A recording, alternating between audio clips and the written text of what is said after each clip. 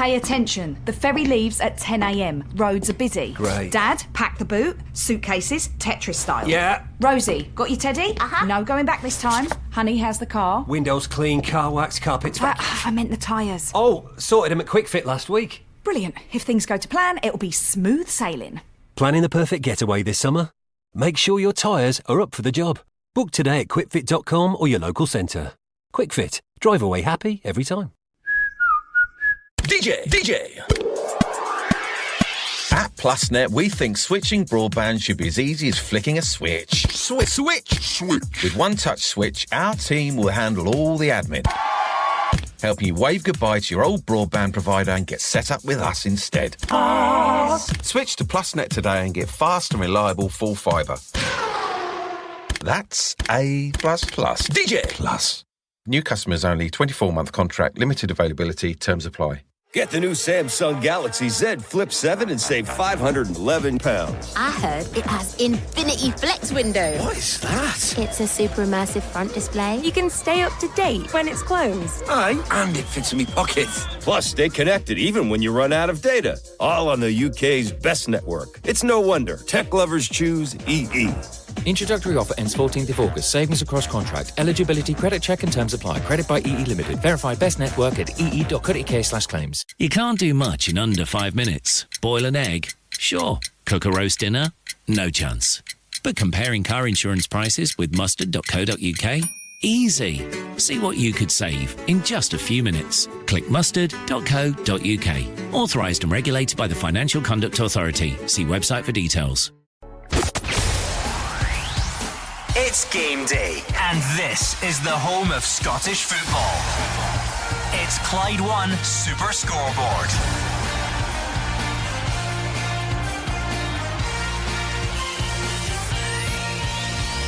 Good afternoon and welcome to Clyde 1 Super Scoreboard. At the dawn of a new league season in Scottish football, Celtic came out on top last time. Will it be yet another title for Brendan Rodgers, or will a new era at Rangers turn the tide? There's a fresh look after a summer of managerial change and a double promotion.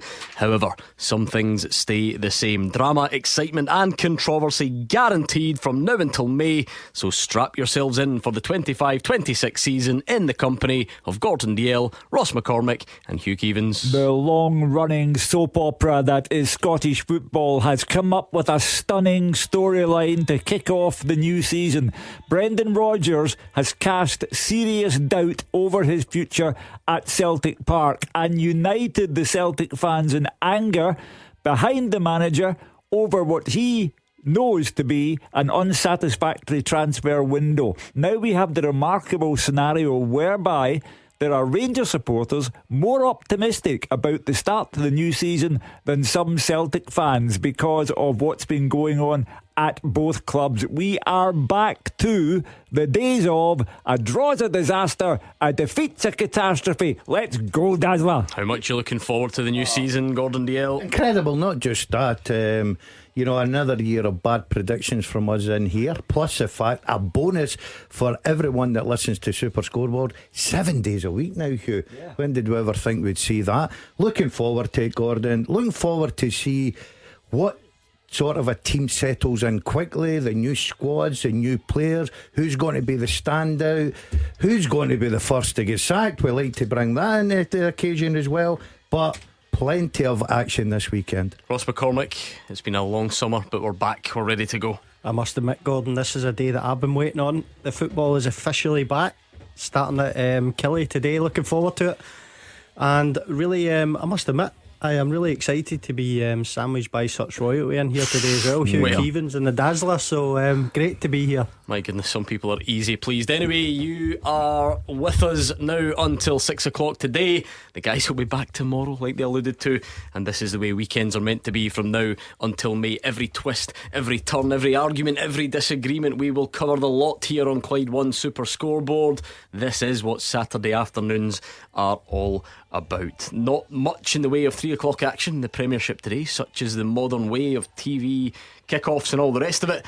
But nevertheless, three men who I'm sure share our excitement for the new season. Roger Hannah, Fraser Wishart and David Friel are out and about at the moment. Roger Hannah, tell us why this season's going to be a good one. It's going to be a good one because, as you said at the top of the show, we're not really sure what's going to happen. Rangers have started so brightly, they've beaten Panathinaikos in that Champions League game, and when you listen to those words from Brendan Rodgers yesterday, you know all is not well with the reigning champions. Could we have a title race for the first time since Hugh Keevins had only been 47 seasons into his journalistic career rather than 57? Fraser Wishart, you've seen a lot with your PFA Scotland hat on and on this show as well. Does the excitement on the first day of a new season still grab you as much as ever? Yeah, absolutely. My first day of the season in 1984. I'm still going strong and I'm loving my Radio Clyde work. I love it every season and I'm looking forward to this year. You're talking about the Old Firm, but for me, the interesting part's going to be Hearts, Hibs, Aberdeen, Dundee United. Can the big clubs challenge the Old Firm, not just in the league for a position, but beat them regularly, take points off them as well? I don't think any one of those four managers can complain about the backing they've had from their board this summer. So fascinating to see how all these players coming into Scotland, we don't know much about them. They could be superstars, they might not be, but for me it's going to be a brilliant season ahead. That is the beauty of it, David Friel. It's just the unknown. There are so many questions to be answered over the next 10 months. Yeah, there is, Gordon, and we've got the main storyline of what I think will be a very tight title race, but I think beyond that there's so many subplots. You look at every club in the league, there's storylines everywhere. There's going to be drama, there's probably going to be chaos along the way. Let's hope it's not on VAR, but we will see. But yeah, so much to look forward to. And a bit of a new look as well, Roger Hannah, like I alluded to. If you look at the number of managerial changes over the summer, there's 2 new teams promoted, one who's not been here in Falkirk in 15 years. So I think it's 7 teams either weren't in the league last season or have changed their manager over the break. Yeah, it's absolutely amazing. You know, Russell Martin will make his league start tonight at Fir Park. You've got Derek McInnes at Heart taking on his former team Aberdeen on Monday night. David will see Stuart Kettlewell starting with Kilmarnock today against the returning Davy Martindale. Tomorrow it's the returning John McGlynn leading Falkirk back into the top flight, Gordon, for the first time in 15 years. And Stephen Presley taking charge of Dundee for the first time. Well, Russell Martin goes against your new man, Jens Bertel Askew. It is all change and it's going to be a fascinating campaign. What season was this again, Hugh? Number 57. There we go. You've seen it all before, but Scottish football, you get the feeling it still has the ability to surprise you. Well, you know, Roger cracked a joke on Monday about how many seasons I had been in this business, and it got me thinking, and that's why I wrote down every season and came up with 57. And I thought, what's my motivation for going in for a 57th season? And apart from the cash, the motivation. Janet's put him out the house. Well, and apart from Janet as well, the motivation is storylines everywhere you look. And Brendan Rodgers yesterday threw a grenade into the whole pre-season fun of the fair. And now we have Rangers, after, let's be honest, 2 debatably awful performances against Panathinaikos, but good luck to them, they got there in the end, and they will face Victoria Pilsen in midweek. But Rangers, new manager, a team full of new players, have been given a massive boost because, as Roger said, all is not well at Celtic, and the manager has made that abundantly clear. So the plot lines, Derek McInnes at Tynecastle, he looks absolutely made for the job there. Celtic and Rangers, neither has been out of the top 2 for the last 7 years. Could Derek McInnes break that record? I'm not sure, but he looks to be well placed, as does David Gray, in spite of that European disappointment midweek against Midtjylland. Jimmy Talleen got a Scottish Cup. It bailed him out of trouble because Aberdeen were in a poor state prior to beating Celtic in the penalty shootout. That match at Tynecastle on Monday night, another subplot. It's fabulous stuff. Okay, let's go round the grounds for the first time in the 25-26 season. TV scheduling wreaking havoc with the top flight fixture card today. How we would love to have all 6 back at 3 o'clock on the first Saturday, but far from it. We've got one offering at the moment. Rugby Park, Kilmarnock against Livingston. Again, a team who wasn't in the top flight last season against another who's changed their manager. So much going on for David Friel. Yeah, Gordon, it's the final year of artificial pitches, so I think what better way to kick off the new season than an El Plastico at 3 p.m. on a Saturday. As we're saying there, we all missed David Martindale last season, one of the great characters of the Scottish game, but Livingston are back. And like Kilmarnock, as you say, they are much changed after a really busy summer. There's been so many transfers across Scottish football. These two clubs have been at the forefront of them, with 25 signings between them. Kelly's most recent arrival came just a couple of hours ago. Former Motherwell left-back Dom Thompson, he's joined as a free agent. They were also forced into that change in the dugout, with Stuart Kettlewell having the tough task of replacing Derek McInnes. On top of that, he's also lost the core of last season's team. I heard you go through all the names last night, Gordon, but I think it's worth repeating. Joe Wright, Stuart Finlay, Corey Ndaba, Danny Armstrong, Liam Donnelly, Fraser Murray, Kyle Vassell, Bobby Wales, all gone from Kelly. To put that in perspective, those 8 between them last season made 225 league appearances. So that's a big void to fill, and I think the Kelly fans may have to be a little bit patient while this new look team gels together. Stuart Kettlewell, he's had to bring in signings. He's brought in 11 of them so far, the likes of Scott Tiffany, Greg Kilty, Jamie Brandon, George Stanger, all familiar faces in Scottish football. I'm also looking forward to getting a first look at Marcus Stackers. At 6'7", the former Salford striker is officially the tallest player in the league. He's been compared to Peter Crouch in the past, so I think for everybody's sake he should be known as the Kelly Crouchy from now on. Livingston, they've also embarked on a signing spree, 14 arrivals in total if you include guys that have returned after loans last season. They've also added Marvin Bartley to the backroom staff. He's down there taking the warm-up just now. We wish him all the best. However, to be fair to David Martindale, he has kept the core of the promotion-winning team from last season. Ryan McGowan, Danny Wilson, Robbie Muirhead, so influential last season, they will be again this season. And I think of all the signings, I think Mo Silla in the middle of the park looks a really shrewd one from Dundee. Good player. It'll be interesting to see how Livy approach the game as well. I think in the past they were often accused of being too direct, going too long, too early, but they played a lot more football in the Championship, and David Martindale has pledged to keep that going this season. They both had a decent start to the season. They both progressed into the knockout stage of the Premier Sports Cup, and they actually played each other in the group phase, with Kelly winning 1-0 thanks to a Mo Silla own goal. But Livy have lost the last 4 at Rugby Park. They don't have a great record here, and I think Stuart Kettlewell will know how important home form is going to be for Kelly this season. He'll be desperate to get off to a winning start. I'll just run through the teams for you. Kelly will have Max Stryek in goals, up against his former club. The back three of Jamie Brandon, also up against his former club, Lewis Mayo and George Stanger. 5 across the middles, Brad Lyons, David Watson, Tom Lowry, Liam Polworth and Ben Brannan, who's been getting rave reviews at left wing back, and Marcus Stackers and Gennaro Daniels up front. Subs for Kelly are Beach, Thompson, McKenzie, Kilty, Anderson, Thompson, Watkins, Brown and Trainer. As for Livy, Jerome Prior in goals, Daniel Finlayson, Ryan McGowan, Danny Wilson and Adam Montgomery on loan from Celtic at left back. Macaulay Tate, Mo Silla and Scott Pittman are the 3 in the middle, with Andy Winter, Robbie Muirhead and Graham Carey in attack. Subs for Livy are Hamilton, Rudden, Vanner, Coulbert, Smith, Blaney, Shinney, Bokila and May. The referee at Rugby Park is Matthew McDermott, and the VAR is John Beaton. Looking forward to it. That is the only top flight offering at 3 o'clock. Of course, we've got Motherwell Rangers to come later, and then spread out across tomorrow and Monday. Really looking forward to that one there, with David Field giving us the teams. David, it was an unofficial competition we launched last season to try and assess which team has had the biggest upheaval over the summer in terms of playing staff. Do you think it is Kilmarnock? Because I think it's more nuanced than just counting the number of departures that a club has. You have to look at how big a part those players played in the past.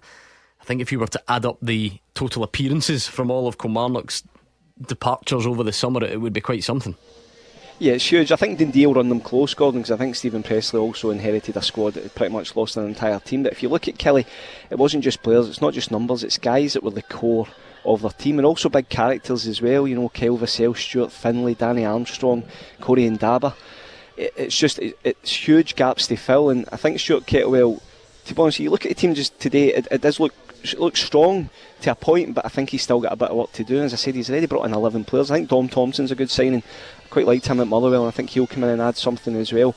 But I just wonder about the direction Kelly are going in as well, because there's no doubt that the budget is going to be cut. I think Stuart Kettlewell's coming in with a remit to, okay, he's getting signings, he's clearly been backed, but I think he's also been asked to promote youth, and Kelly won the SFA Youth Cup last season. I think he wants to get some young players in the team. I think guys like David Watson will take a lot more responsibility as well. We talked about Ben Brannan, I heard the caller last night, really talking him up too.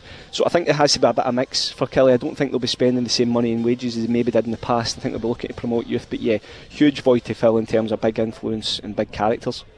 What about Livy bouncing straight back? Because we've seen numerous clubs bigger than Livy, to be fair, struggle to do that straight away. How much of a credit is that to all involved?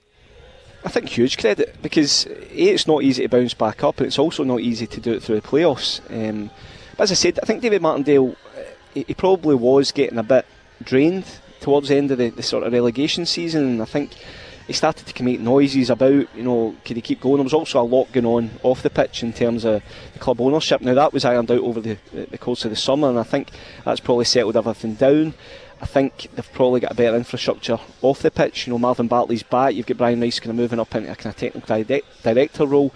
They've got a more settled board structure. And I think going forward, I think David Martindale also wants to change the style, change the approach. They've always been kind of cast as this sort of kind of the Wimbledon of Scottish football, it's long ball stuff. I do think they've changed their approach a lot in the Championship, and okay, it's maybe easier to do it at a kind of lower level, but I think coming in, I don't think he's going to rip that up. If you look at the players he's signed a lot of ball players. There's no point in signing guys like Macaulay Tate, Graham Carey, and having Robbie Muirhead and all these guys, Adam Montgomery, if you're just going to launch the ball from back to front. So I think they'll play a lot better football. I think he deserves great credit for last season. I think Livy will actually be safe this season. I think he's a really good manager. They've got a good core of players there, and I think Livy can be looking to finish out with that playoff place at the bottom. And speaking of managerial change, none bigger anywhere in world football than at Firhill. At least that's what we would have you believe. Mark Wilson's revolution beginning. Fraser Wishart, you're there to see them in action in Perth today. Yeah, he was standing at the side of the pitch doing some interviews with the club TV as well, looking very dapper in his club tracksuit, and his hair looking magnificent, and his polo shirt. So he'll be hoping this team can get off to a great start, because I think the first game of the season is always very important. It's always a great day in the calendar in Scottish football. We spoke about it earlier. Pitch is looking great, sun shining, new strips, fans full of hope and expectation for the season ahead, but probably unsure how their team is actually going to play and how good they're going to be. And both sets of fans here, I think, will be expecting their teams to be challenging at the top of the table come April 2026, and both have had good and impressive starts in excellent form in the League Cup group stages, both top in their groups with 4 wins out of 4, and last week St Johnstone won 8-0 against Elgin, a really, really good result, I thought, for Partick Thistle away at Ross County, 3-1 away, because you expect County to be at the top of the Championship as well. But this is where the real test start in the Championship. Little between the 10 teams, as we saw last night, with part-timer Broth playing so well and getting a point against Ayr. But St Johnstone, they stuck by Simo Valakari as manager despite the relegation. I think that's a really sensible move, as he did improve his side despite the fact that they couldn't stay up, and they've decided to go down the route of recruiting players with experience of playing at this level, likes of Jack Baird, Sam Stanton, Regan Tumulty, Graham Carey is left, but they've still got Jason Holt and people like that who have got plenty of experience in the Scottish Championship, and we expect them to be in the race for the Championship at the end of the season. But Mark Wilson is thrown in at caretaker last season. He's now time to assess his squad and bring in his own players. They've got many good players, but maybe light on numbers. Only 7 subs today. Budget perhaps dictates that. But Mark, of course, an under-18 coach, he's always spoke highly of the young players, and I think they'll be given a chance this season, which might not be no bad thing for Partick Thistle. Really looking forward to this one. It'll be interesting to see how these two match up against each other. A chance to put a marker down against a team that will probably be at the same side of the table come the end of the season. Team wise, St Johnstone, 2 changes. Diabate and Stevie Mallon, good to see him back after a long time out from injury. He starts as well with Boys and Kirk out. They get Toby Stewart in goals, Regan Tumulty, Jack Baird, Chet Diabate and Matty Folds at the back. In midfield, skipper Jason Holt and Rhys McAleer, with Josh McPake, Stevie Mallon and Jamie Gullen behind the lone striker Adama Sibidi. Ross Sinclair, Jonathan Svenberg, Sam Stanton, Uche Ikpeazu, Taylor Stevens, Sven Sprangler, Scott Wright, Mackenzie Kirk and Fran Franchak are the substitutes, and perhaps unsurprisingly Thistle unchanged after that victory last weekend ago, with Lewis Buzanakis in goals. They've got Cammy Logan, Lee Ashcroft, Dan O'Reilly and Paddy Redding at the back. Luke Macbeth and Robbie Crawford are in midfield, with Platoza, Logan Chambers and Aidan Fitzpatrick behind the lone striker. Tony Watt, Josh Clark, Stevie Lawless, Xander McKenzie, Ben Stanway, Thomas Horn, Matthew Faulkner and Liam Dolan are the substitutes, and the referee today is Ross Hardy. And our other featured game today, Greenock Morton against Dunfermline, with a big story brewing before this one even kicked off. Roger Hanna. Yeah, the Morton manager Dougie Emery is not here today. He's absent from the opening Championship game of the season, Gordon, for personal reasons. I believe it's a family matter, and it means Billy Davis, Morton's new head technical coach, will take the team up. But the first time Davis has been in the dugout for a Scottish League game since he left Motherwell 25 years ago. Of course, a terrific record down south. He's managed the English Premier League with Derby County. He's had 2 spells at Nottingham Forest. He's been Preston gaffer. He only came to Capello to work alongside Dougie Emery this summer, and has now been thrust back into the dugout. And it's bizarre, Gordon. If you'd said to me 6 months ago your sending rates for Super Scoreboard to cover Morton, Veed and Dunfermline, and the two guys in the dugout would be Billy Davis and a title-winning former Celtic manager in Neil Lennon. I'm not sure I would have believed you, but that is the fact of the matter, and they're both desperate to start with 3 points in the Championship today. Morton, a couple of big signings in the last 24 hours. Eamon Brophy, once capped by Scotland, and Michael O'Halloran, once of Rangers, both signed for Morton.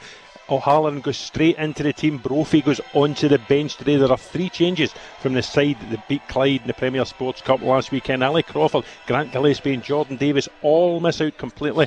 In comes O'Halloran along with Kean Taylor and Owen Moffat. So it's James Storer in goal. The back four, Cammy Ballantyne, Chris Moore, Jackson Longridge as skipper and Zach Delaney. Then it's Kean Taylor and Ian Wilson, and Michael O'Halloran, Kerr Robertson and Owen Moffat behind Tommy Adaloy. On the bench, Murdoch, Corr and Hart, Blues, Brophy and Mackay, Garrity, Taggart and Murphy. As for Dunfermline, well, they signed goalkeeper Billy Terrell last night, released by Bournemouth, 21 years of age, but he's not in the squad today. But there is a change in goal. Mason Munn, on loan from Rangers, makes his league debut for the Pars. Billy Mehmet dropping to the bench. Sheik Kearney also drops to the bench, and a former Rangers kid, Kane Richie Hosler, takes his place. So it's Mason Munn in goal. A back three, Jeremiah Chillot, Koa Mullen, along with the skipper Kel Benedictus and John Todd. Across the middle, Kane Ritchie, Hosler, Charlie Gilmer, Tashin Oakley, Booth and UNO2, with Josh Cooper in behind Connor Young and Andrew Todd. And that means Andrew Todd, aged 19, and John Todd, aged 18, the sons of Pars great Andy Todd, both start for the visitors this afternoon. On the bench, they've got Mehmet, Ngwenya, Hamilton, Todd, Kearney, Amadi, Bray, Davidson and Fife. And the referee at Sunkist Capello is Dan McFarlane. So much to look forward to. Other big games in the Championship today as well. Airdrie, Ross County, Wraith Queen's Park, and of course Leagues 1 and 2 getting underway today as well. We will pause for breath and return with a look at some of the biggest stories of the week. DJ. At PlusNet, we think switching broadband should be as easy as flicking a switch. Switch. With one touch switch, our team will handle all the admin, helping you wave goodbye to your old broadband provider and get set up with us instead. Switch to PlusNet today and get fast and reliable full fibre. That's A++. DJ Plus. New customers only, 24-month contract, limited availability, terms apply. Oh, Jamie's got a new car. He only passed his test last week. Chloe and the kids on the school run in their new hybrid, and the Flemings from 23 off to see their daughter at uni. Get car and van insurance that's right up your street at parkerscompare.com. Created by the experts at Parkers, we're 100% independent and dedicated to helping you find the right insurance policy. Quick and easy, you could compare quotes in just 5 minutes from some of the UK's leading providers. For car insurance comparisons you can trust, visit parkerscompare.com. Authorised and regulated by the Financial Conduct Authority. See website for details. What's on TV? The answer is a lot. There's never been more choice over what to put on the box with an abundance of great new shows, but you can miss them all if you don't know where to look. And that's where the Pilot TV podcast comes in, your essential guide to every show that matters. Each week we sift through the very best in prestige TV to help you decide what's worth spending your time on and what isn't. So join me, James Dyer, as well as venerable TV critics Boyd Hilton and Kay Ribeiro, and let us help take the stress out of your downtime. The Pilot TV podcast, because you can't watch everything.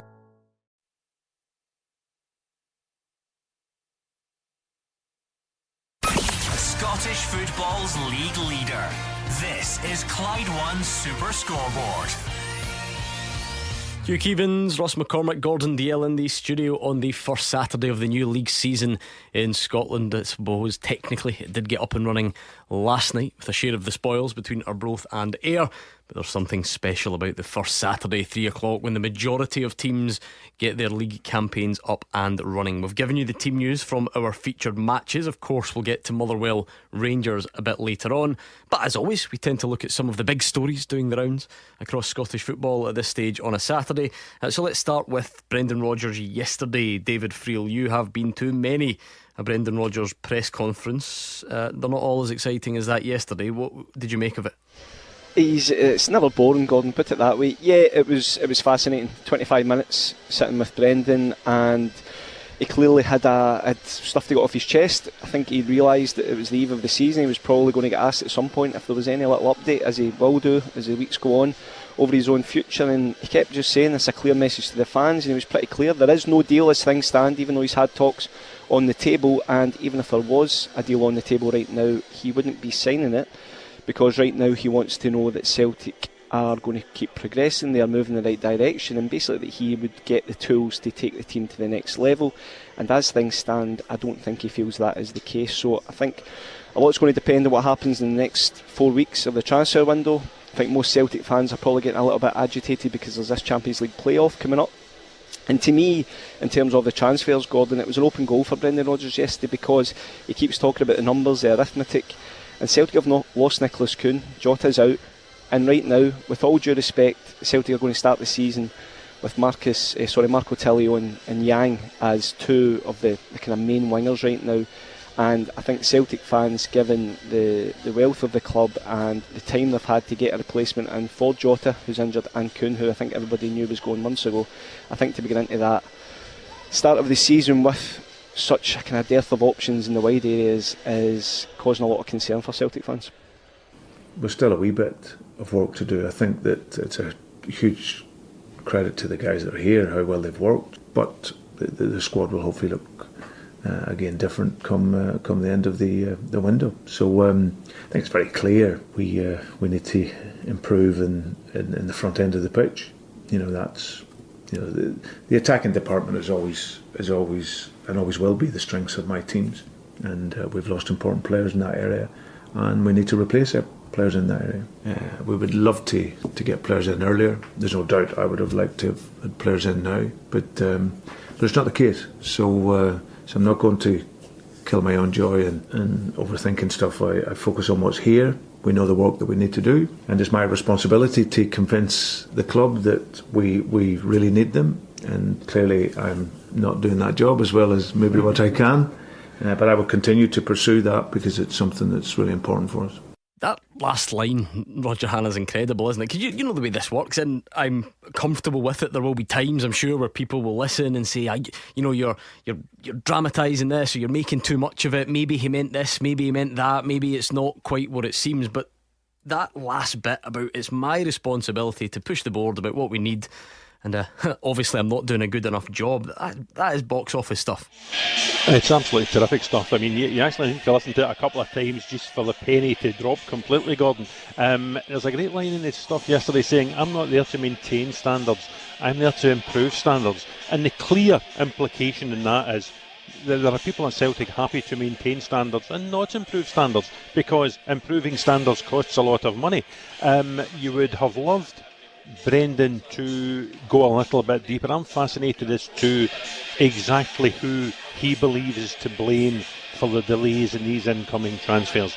Is it as simple as saying the club aren't willing to pay the money? Can they not convince the players to come? Can they not convince the selling clubs to sell? Could they not get Brendan's first targets and are down at the second targets or third targets? Is that what's annoying him so much, frustrating him? But there is a growing divide. Just you have to get a rewound the last 3 or 4 or 5 press conferences he's done since Celtic came back in the summer. He started off by saying, well, the club haven't replaced Kyogo, and then it was they haven't replaced Kyogo and Nicholas Kuhn, and then it was they haven't replaced Kyogo and Nicholas Kuhn and Matt O'Reilly.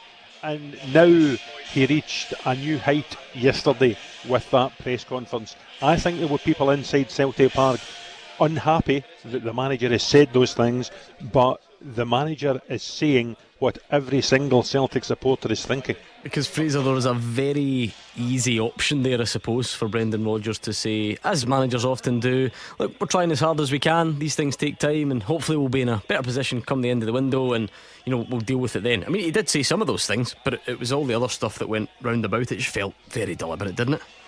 Oh yeah, I mean, Brendan's not daft. I mean, Brendan knows what he's saying. He's an experienced man, he's an articulate man, and if you're going to say something like that, then when you've won 5 trophies out of 6 and you've had a great run in the Champions League, then that's the time to say it, and it's not on an annual basis, but I think we've heard this type of thing a number of times during Brendan Rodgers' reign, and he knows that people inside Celtic Park and the hierarchy there will not be happy about it, but he also knows the supporters will be on his side, and that's something that he will know by saying that. He will get pressure on the board to spend money, and he also knows that it will lead to questions that Roger just put there so articulately that nobody knows the answers to, about who's to blame, what's going on, why has it not happened as well. And of course this season the big difference is they have a qualifier to get into the Champions League. This time last year Champions League money was there, it was settled as well, so the Celtic board basically really need to look at what they're doing to try and get some players in for the qualifier, because it's so important to Celtic as a club. It's for the supporters but also financially as well. So very clever with Brendan, we've heard it before, and it'll be interesting to see what the reaction is and if Celtic manage to get a few players in before they play the Champions League qualifier later this month. Before we get to the subject of the transfer window and Celtic's lack of activity within that window, Brendan Rodgers has, over 2 spells at Celtic, contested 13 trophies. Brendan Rodgers has won 11 of the 13 trophies, including 2 trebles. The fact that he's not been offered a new contract in the final year of his tenure at Celtic Park, I find astonishing, unfathomable, inexplicable. Because Brendan Rodgers, Celtic are better off with Brendan Rodgers than those who are allegedly unhappy with what he said yesterday. Celtic will be serial winners under Brendan Rodgers. They won't be serial winners if those inside Celtic Park unhappy with him get their way and he goes. Then we get to the transfer window. Brendan Rodgers, in my estimation, has been betrayed thus far in this window, and I fully understand it has almost a month still to run. Thus far, he has been betrayed by the people behind the scenes at Celtic Park. The fact that they will kick off tomorrow against St Mirren with a team significantly weakened from the team they had in the early part of last season is laughable. In 8 months, they have lost Kyogo, Kuhn, Jota to serious injury, Greg Taylor, and they have left Brendan Rodgers with a squad that is, I repeat, significantly weaker, particularly in the forward areas. Last season they could have kicked off with Kyogo, Kuhn and Maeda. Tomorrow they might be asking Jamesy Forrest at the age of 34, or they might be asking Adam Ida, and the jury is very, very firmly out on Adam Ida. Dalziel Maeda will play and will be terrific for Celtic, as he always has been. But I repeat, thus far in the transfer window, Brendan Rodgers has been betrayed, and with regard to the manager's own immediate future, I find it astonishing he has not been offered the deal. I always find this bit of the window quite difficult, Gordon, because there is the real possibility that in a couple of weeks' time Celtic have signed who they need to sign, and you look back on this conversation and then it does look laughable in hindsight. You think, what was all the fuss about? Why did you just calm down? But as Hugh and all the guys have alluded to, Brendan Rodgers sort of fueled that yesterday. It's very hard to tell everybody that they need to calm down and don't get carried away, and it might be fine in a few weeks, when the manager isn't really shown that viewpoint. Yeah, I agree with what Fraser says. I think Brendan Rodgers is a very clever man, knows the game inside out. He's putting that out there for a reason, Gordon. Look, you're right. In a month's time you could be sitting looking at a completely different situation, but right here and now, I don't think Celtic fans or Brendan Rodgers will be happy at all with the transfer window. He said it himself. Look, ideally I would like to get the players in. Now you look at Celtic come tomorrow, have they got enough to go out and win their opening game? 100%, right? But it's not about that. It's about building, it's about getting better, it's about the qualifier for the Champions League, it's about striving for that treble that they missed out on last year. So right now you've got an unhappy manager, and I do agree with you. I think some managers always put it out there to try and squeeze a little bit more.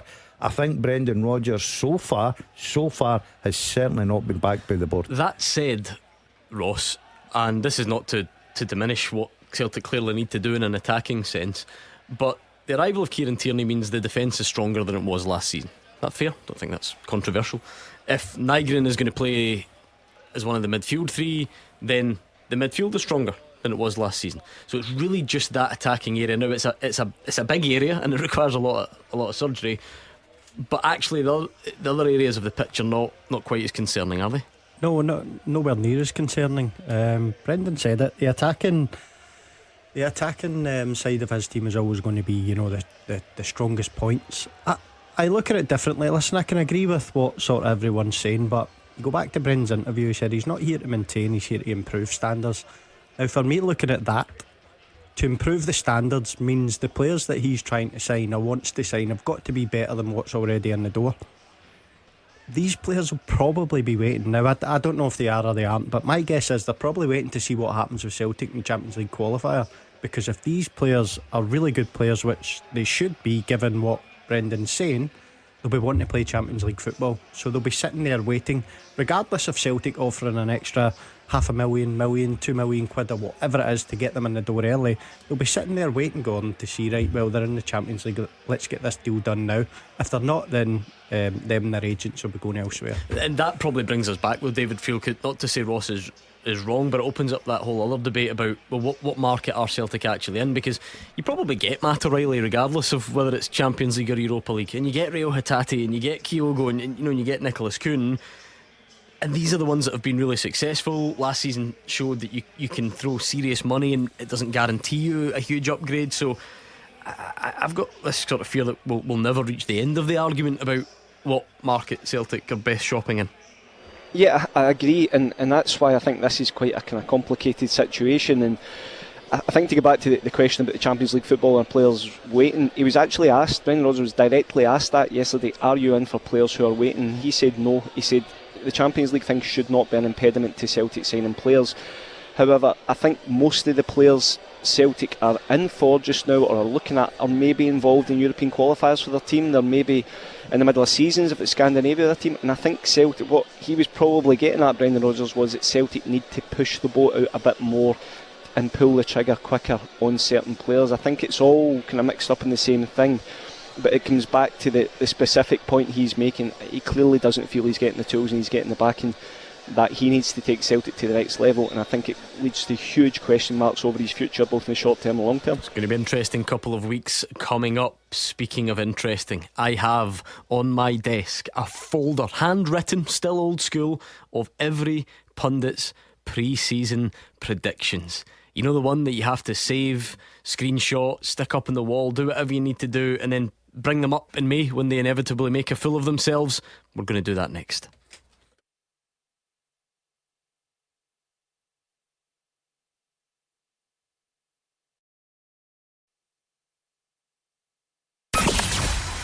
The fastest goals, the experts' opinions. This is Clyde One Super Scoreboard. I've been looking forward to this all summer, the first day of the new league season in Scotland, and as if that's not exciting enough, the chance to humiliate in advance the pundits as they try and predict the future. The transfer window is not even closed yet. We don't even know what the teams will look like in a month, but who cares? Where would the fun be in waiting to make a more calculated decision? Let's throw caution to the wind. That's Hugh Keevins' general mantra for life. So we'll get everyone else on board and see what they can come up with. We'll just start with you, Hugh Keevins, yes. Will we? Go on then, in sort of reverse order, if you like. Who's going to win League 2? League 2, I'm going for Edinburgh City. Okay. League 1? Cove Rangers. The Championship? Mark Wilson, Alec Ray, Partick Thistle. Huge. And the Premiership? Because it will be Brendan Rodgers' last season, and I think he'll want to go out on the ultimate high, so Celtic will still win the title in spite of the fact that Brendan Rodgers is not being backed. Okay. Who wins the Scottish Cup? Celtic. League Cup? Now here I go slightly rogue. I'm going for Derek McInnes and Hearts. I don't mind that. So a trophyless season for Rangers. Yeah. Interesting. Oh. Player of the Year? Well, Rangers get a trophy here because I'm going for Gassama. 2 goals, he's right off the top deal. You do the same every year. Top deal, he's you gone. took Diamande last year. Hold on, Abbasi's Dessers would be top goal scorer. But you said Diomande would be player of the year. Yeah, he was unlucky. He got a bad injury. Gordon Dalziel, you've gone Celtic to win the title. Yes, I have. Again, okay. Rangers second, Hearts third. Okay. Who did you go third again? Hugh Keevins. You went Hearts as well. Yeah, okay, so a lot of people buying into the Derek McInnes revolution. Interestingly, Hugh, you've gone Dundee to finish bottom. I think Dundee made a huge mistake by sacking Tony Docherty, another unfathomable decision. And I think they've taken a massive gamble in appointing Stephen Pressley, not because he used to play for Dundee United, simply because I'm not sure that he's the right man for the job. And they've also lost quality player after quality player, and I think they're gone. Gordon, who have you gone to be in the playoffs? I've gone playoff is Livy. And straight down Falkirk. Oh, hope John McGlynn's not listening. No, I love John, but I don't think they've signed enough players. So you are an Ayr legend, a Wraith Rovers legend in your own head. Yeah. Your best mates in the world are Mark Wilson at Partick Thistle and Billy Davis at Morton, but you've gone Ross County to win the championship. Yeah, I think great loyalty there. Financially, I think Ross County will win it because of the finances. You could not bear to see Wilson succeed, could you? I tell you what, I'm not kidding you. On CV wins today, I'm staying in. I've already sent him a good luck message. P.S. I'm going for a home win. Okay, you've gone Hamilton League 1, East Kilbride League 2. Who's winning the Scottish Cup? I'm going Rangers. Okay, now one of my favourite shouts of them all, I went through all of these. I'm very interested in this. I think this is the most rogue shout from any of our pundits. Who's going to win the League Cup? I'm going to go Dundee United. Why? No offence to Jim Goodwin, but of all your options, why have you gone because Dundee United? I think there's a surprise package in the League Cup sometimes. If you get the right side of the draw, I think you can get there. Jim, good season last year. It's not Wimbledon. Brought in a lot of players, right? Okay, some of them I don't really know, but I don't know any of them. Exactly. But I just feel that the right side of the draw, Dundee United can get there. Okay, fine. Listen, they're all allowable at this stage of the season. And player of the year, you've gone Raskin. I think a big season for him. Yeah, I thought he finished the season brilliantly last year. I think he, under a new manager, he's going to add goals to his game. So Nicholas Raskin. Ross, you're quite similar lines. Who have you gone to win the title? I went Celtic. Yeah. Second, Rangers. Third, Hearts. Okay. Who's going in the playoffs? Down the bottom. Dundee. Straight down.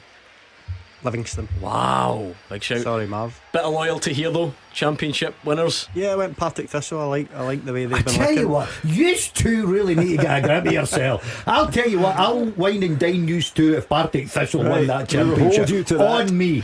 League 1. League 1 I've went for Inverness. League 2. East Kilbride. Scottish Cup.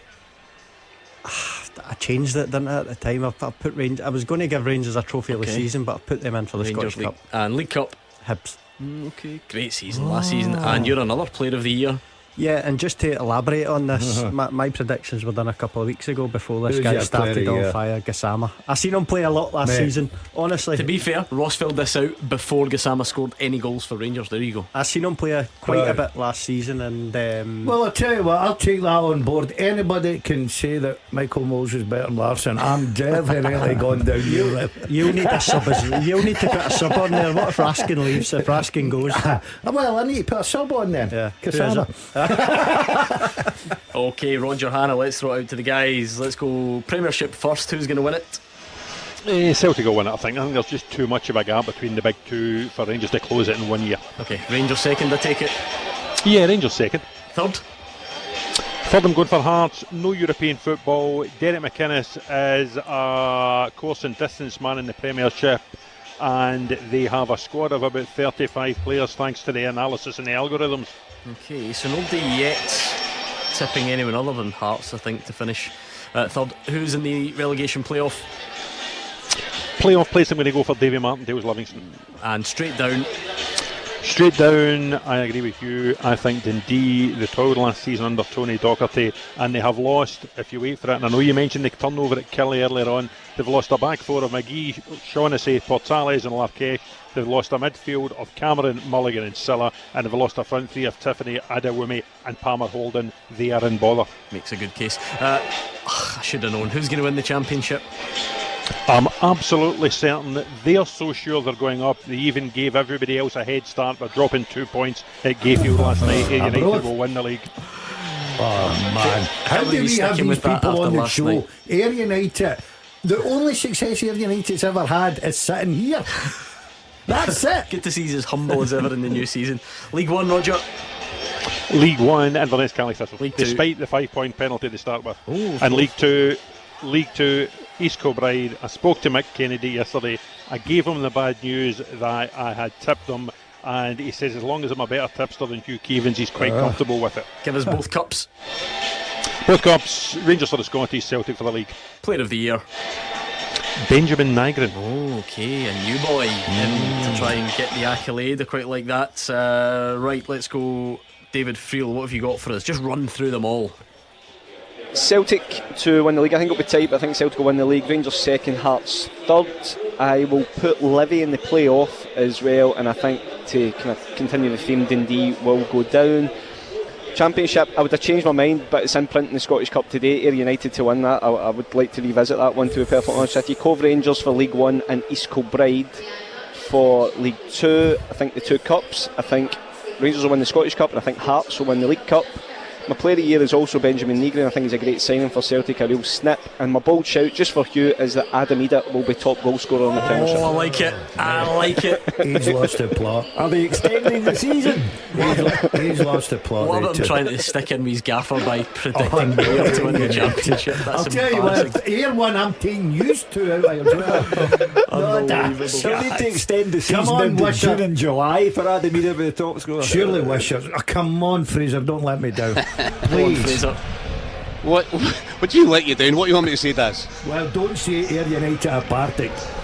Oh, don't worry, they're not there. Don't worry about that. Celtic to win the league. I think the gap, as Roger says, too big for Rangers to close down in one season. Rangers second, Hearts third. I think Tynecastle will be brilliant this year. Two wingers, likes balls the box does Derek. I think they'll be good. And the playoff place, Dundee and Livingston, I think, will go down. I think their pitch was a great advantage when it was worn and it was very quick. I think I'm hearing the pitch is really good, and I think teams will enjoy going to Livy, so that'll be a disadvantage for Livy, so they'll go down. The Championship, St Johnstone team I'm watching today, I think they've signed some really good Scottish players who know this league very well, so they'll get them out. League One, Inverness. League Two, probably my heart rolling my head here because my mum's side of the family are all Clyde fans, so I'm going to go for Clyde. League Cup, Celtic earlier in the season. Rangers will get their act together and win the Scottish Cup. Player of the year will be Callum McGregor, still for me the best player in the country, and will be motivated by missing that penalty in the Cup last year. And the top goal scorer, Dalziel and Hugh Keevins, again. I think he's different class if he's still here. Great list that from Fraser Wisher, a man who's confident in his own. I thought the summer would have changed him. He's still the same boring guy. Clyde's an interesting show. Oh yeah, something a bit different, because every one of you, then that means everybody on the show today has gone Hearts to finish third, and every one of you has gone Celtic to win the title. I'll just quickly flick through some of the highlights from the other pundits who are not on the show today. Andy Halliday's taken. Guess who he's taken to win the league? Oh, let's guess. Motherwell, yeah.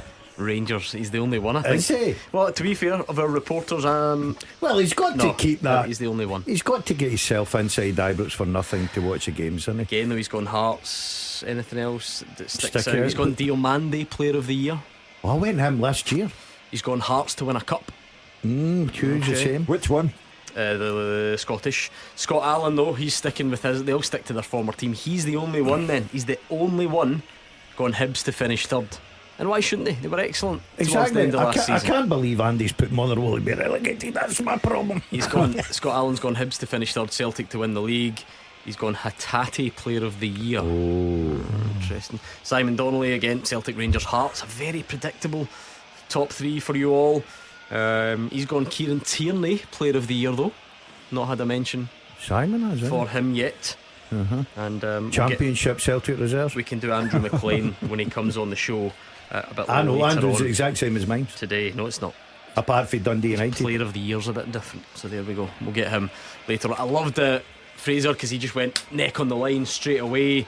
Adam Ida, top scorer. Has anyone else got anything wacky, anything bold you want to throw out there? I'm thinking back to this time last year. Jim Duffy said Falkirk would go back-to-back promotions, and they did. Simon Donnelly said Airdrie would win the championship, and they did not. So this is your chance to express yourself. Anything bold that you want to throw out there? Wilson and Dale to do the Christmas quiz. There you go. Put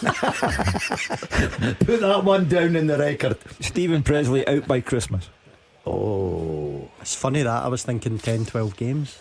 Okay, you said Stephen Naismith wouldn't see Halloween last year, and you were correct. The Grim Reaper. I don't think Adam Ida is the worst shout I've ever heard. Many did they get last year? 20 odds. I think in all competitions it was. 20. I don't think the top goal scorer's here yet. Okay, where is he? Still to be signed. Still to be signed by Rangers or Celtic. Either or, yes. Yeah, I don't think he's here yet. Right. Okay. The Rangers, put him under Newman. The Rangers player trading model is fascinating. Only Proper has gone, and that they've added tremendously to a wage bill that was a worry before the season started. Roger, anything out of left field you want for us? No, not that I can think of. I agree. I don't think Adam Ida's as mad as it sounds. I have to say, in terms of top scorer, I thought Daz would go back-to-back Tessels this season. I have to say, the problem after is last season, I don't think he'll be. You think he'll be going, Daz? Yeah, that's the thing. So maybe Ross is right. Maybe there is, you know. Early season mind blank. Was it David or Fraser that offered up Adam Ida? David. It was David Fraser. Anything bold for the new season? It's maybe not that bold, but I don't think Dundee United will make top 6. Okay. I think they'll be about 7th or 8th after last year. Yeah, big turnaround. All foreign players, hard to gel together from lower levels. Yeah. A decent dinner suit for your gig next year would be doing well as well. Oh, I know. It's the velvet jacket, Daz. It's going to 3 years in a row. Years the velvet jacket's done. Listen, fans of Dundee United need not worry because they're going to win the League Cup anyway, according to you. Yeah, what's up with Dundee United won the League Cup? Again, it's not that St Johnstone won the League Cup. I'm just interested in how you arrived at it, because you might be right, but because he had a brilliant season last year. Jim's added real good quality this season. All those guys that he's added. Give me one. The 11 that played the other night. What was the guy that scored again? I wrote it. Sapsford. Oh, you like him? What a player! Is he? Right, okay. I still say somebody told you that. I don't believe that it's true. Well, luckily for you all, you don't have to put up with this much longer, because the new league season in Scotland, the top flight season, is getting underway next. Get the new Samsung Galaxy Z Flip 7 and save £511. I heard it has infinity flex window. What is that? It's a super immersive front display. You can stay up to date when it's closed. Aye, and it fits in my pocket. Plus, stay connected even when you run out of data. All on the UK's best network. It's no wonder tech lovers choose EE. Introductory offer ends 14th of August. Savings across contract. Eligibility, credit check and terms apply. Credit by EE Limited. Verify best network at ee.co.uk/claims. Pay attention. The ferry leaves at 10 a.m. Roads are busy. Great. Dad, pack the boot. Yeah. Rosie, got your teddy? Honey, how's the car? Windows clean, car wax I meant the tyres. Oh, sorted them at Quick Fit last week. Brilliant. Planning the perfect getaway this summer? Make sure your tyres are up for the job. Book today at quickfit.com or your local centre. Quick Fit. Drive away happy every time. Super Scoreboard. And just like that, after weeks of arguing about who should sign who and who will come out on top in the league and worrying about what your team will look like at the start of the new campaign, we are up and running for season 25-26. Yes, I know it was a soft launch between Arbroath and Ayr last night, but this is it. The SPFL season is officially back. It might not be perfect, but it's ours, Hugh Keevins. Correct. And it's wonderful. Yeah, and as I say, there are so many storylines running concurrently that it has to be wall-to-wall excitement. And what an opener. 2 games today. Russell Martin's first competitive match on a domestic level for Rangers away to Motherwell. Tomorrow, fascination everywhere you look. Falkirk Dundee United. The Celtic game, they unfurl the flag. Paul McStay, my old pal, back from Australia to unfurl the flag. But what kind of mood will the crowd be in at Celtic tomorrow? And then you've got Hibs in action. Can they beat Dundee? Yes, they can. And Monday night, I think a terrific eye-opener. Hearts against Aberdeen. Every one of us going for Hearts in third place, and I think Hearts will justify that decision tomorrow in front of a full house, live on television, and we're off and running. It's been too long for him to remember, Ross McCormack. But do you, first day of the season, does that kind of bring it all back? You the type that misses this time? I do actually. It's probably one of the first days in the season that I actually miss now. I don't necessarily miss playing at all, but I tell you what I also don't miss is pre-season. So a lot of the players will be delighted that that's over. But no, I'm thoroughly looking forward to this. As Hugh said there, Monday night, that can be a serious marker for either of these teams. To be fair to you, Roscoe, you look like you could do a pre-season now. You look really fit. Oh, thank you. It's the nicest thing he's ever said to me. Seasons come, seasons go. Billy Mackay scores no matter what. I was going to say first goal scorer. Honestly, I was going to say wherever the first goal comes in the new season today, you need to go and visit it. Kelty, I've been at Kelty. But Inverness have scored it. I know, but it was at Kelty Hearts. But listen, I think you right, next one. No, it only works for the first one. I would never get. I'm the only person to get a police escort out of Inverness. Ross will take you. He goes the length and breadth of the country. That's true, Ross. Nowadays. Yeah. Oh yeah, you could take me up in the van. I've got the van now. Oh, I've went up the road. I'm not going I'm unless I'm in the white disappointed to van. see that over the summer. Transfer out. Ross's van gone. Big white van gone, mate. I was getting too much heat. What? But he had time to give Lord Lift a lift in the van. Did you get a lift in the van? Yeah, Is she in the front or the back? Should have seen him trying to get out of the van. It scouts you up a ladder. Anyway, yes, the first goal of the first Saturday. Like I say, our Broth and Ayr have spoiled all the firsts really last night of the season. But as far as today goes, Billy Mackay still scoring goals for Inverness. Kelty 0, Inverness 1, and Annan 0, Elgin 1. That's a fair trek that for the opening day of the season. Well, Elgin down to Annan. Can we get some predictions in here, boys? I'm feeling hot this afternoon. Yeah, good point. Go on then. We've got three. All I'm asking for is your three featured games today. So the one in the top flight, the two championship games. How are they going to go? Killie will draw with Livy.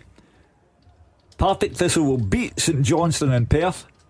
Morton under Billy Davies will beat Dunfermline, and there is no doubt who will win it for Park. None at all. It'll be Rangers. Go on, Roscoe, I'll give you a second go. I think Killie will beat Livy today. St Johnstone Partick, I think a draw. I am going to go. I'm torn. Dunfermline to beat Morton, and I am. Catch yourself on. Get yourself up the road. I think Motherwell will get a point against Rangers. Okay. Oh, right, The okay. Ross McCormack derby. Yeah, exactly. Right, Kelly's going to a home win, unfortunately, by big Marvin Hagler. I'm going to go, believe this, wait for it, I'm going to go Partick Thistle. There you are, as I did, yep. And I'm going to go Morton and Rangers. Okay, Jason Holt's gone into the book already. 6 minutes into the new season's good going for that, isn't it? Well, yeah. No hanging around, laying down a marker and all that sort of stuff. He's the captain there now, isn't he? Yes, Adama Sidibe's header as well saved already. So St Johnstone with the first sniff. Okay, I'll go St Johnstone in then. that one. But Billy Mackay, about to turn 37 in a couple of months, and he's scored again for Inverness. He's got a couple in the League Cup groups. Well, look at Brian Graham. Yeah. Brian Graham's 38. 38. He's 38, yeah. By the way, looks fit as a fiddle. Done the show with him on Thursday night. Looking forward to a new season in the Premier League as well.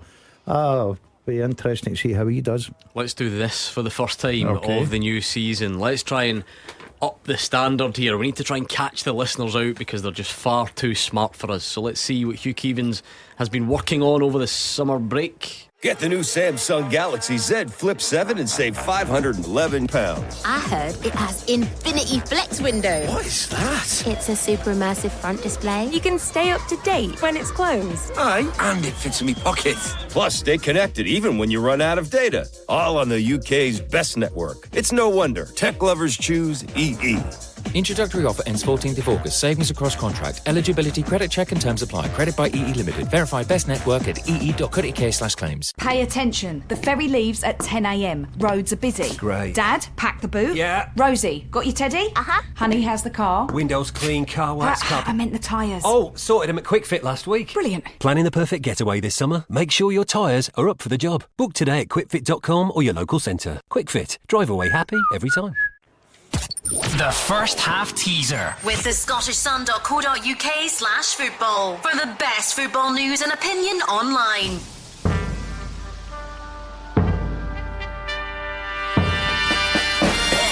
Now, topically, this is a question that encompasses the 4 Premiership teams playing today. This century, 5 players have played for Rangers and Motherwell, and also either Kilmarnock or Livingston. Wow. This century, 5 players have played for Rangers or Motherwell, and one of Kilmarnock or Livingston. So it's Rangers and Motherwell. Rangers and Yes, Motherwell, I okay. beg your pardon. Key yes. distinction there. So played for Rangers and Motherwell, and then either Livy or Kilmarnock. So as Hugh says, we're covering a lot of the bases from the Premiership today. That is a cracking question to get us up and running. At Clyde SSB, we need all of the correct answers on one tweet, and you need to do it quicker than everyone else. So get your thinking caps on. That's a cracking question, and we'll see how you fare. Yes, Gordon Dale, I can see you mouthing one of the obvious ones, but the rest I've of them got are another one. the rest of them are a lot more difficult than that. There's a few crackers on there, Hugh, is that right? Yep, absolutely. Good. Looking forward to seeing what the listeners come up with then at Clyde SSB. You can send them over. Lots of you took East Kilbride to win League 2. Well, they're trailing already. Cameron Russell with the goal after 8 minutes for Spartans. Scott Allen must go. I think that's the takeaway from that. Yeah, Cameron Russell, he played with East Kilbride, I'm sure. I had that lad at Airdrie, good player, good attitude. Went to East Kilbride, now at Spartans. Always good to go back to your old club and score. Yep. I'm just hoping it's the same Cameron Russell. Completely different one, let me tell you. Lots of you did take East Kilbride. Not to say that they can't or won't, but lots of you took East Kilbride. Just thinking about, trying to burn their way up those divisions. I've went for money. I've really went for money. East Kilbride, I've went for Ross County because of financial. They bought big, haven't they? They pay big wages. So I'm expecting big things. Although well done to Mark last week. Partick Thistle went on, turned them over 3-1.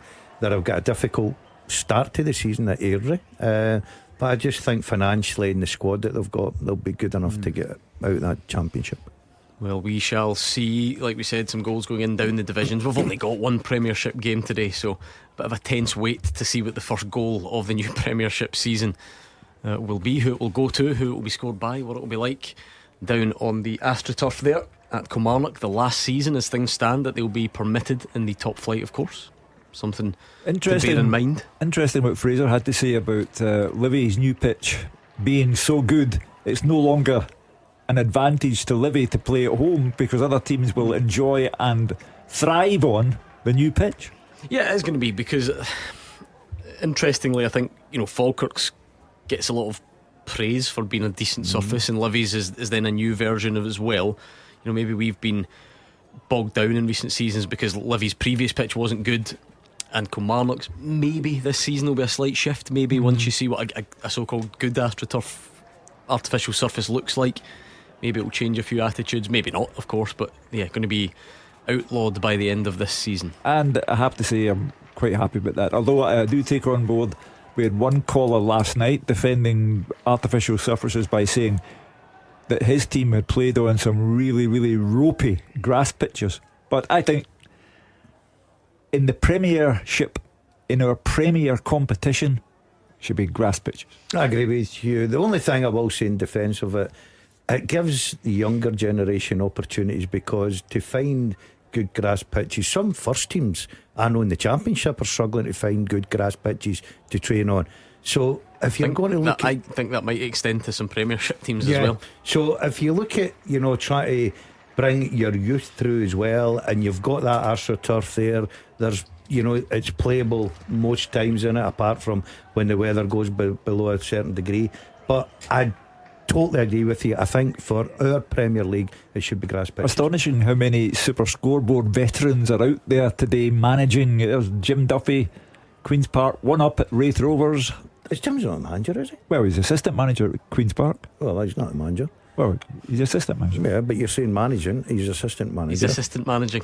He's assistant manager. Yeah. Yeah, okay. He's the assistant to the manager. Yeah. I would say you were being pedantic if I thought you'd know what that meant. Yeah, exactly. Wraith Rovers 0, Queen's Park 1. As Hugh alluded to, it was Michael Ruth with a 10th minute penalty. There you go, first penalty of the new season. Dead easy this on the first day. You can just keep saying that. Whatever happens, it's the first of the new season. Michael Ruth has scored one. What have we not got yet? We've not had the first red card, the first own goal, the first refereeing controversy, the first VAR drama. So it all happened. Plenty of time over the weekend. Plenty of time. The one thing you do want to go off to a good start, don't you? That's the most important thing. I think as a manager, as a player, Pre-season goes out the window. Whether you've had a great pre-season or a bad one, it's about the opening game. With regard to Russell Martin, first game away from home, I have every faith in Rangers winning at Fir Park. But you remember Michael Beale went to Rugby Park, first game of the season, lost and never recovered. Rangers have got a bad record on the opening day in recent seasons. Didn't win the opening game last season either, did they? Who did they play again? I can't remember. I feel like they didn't.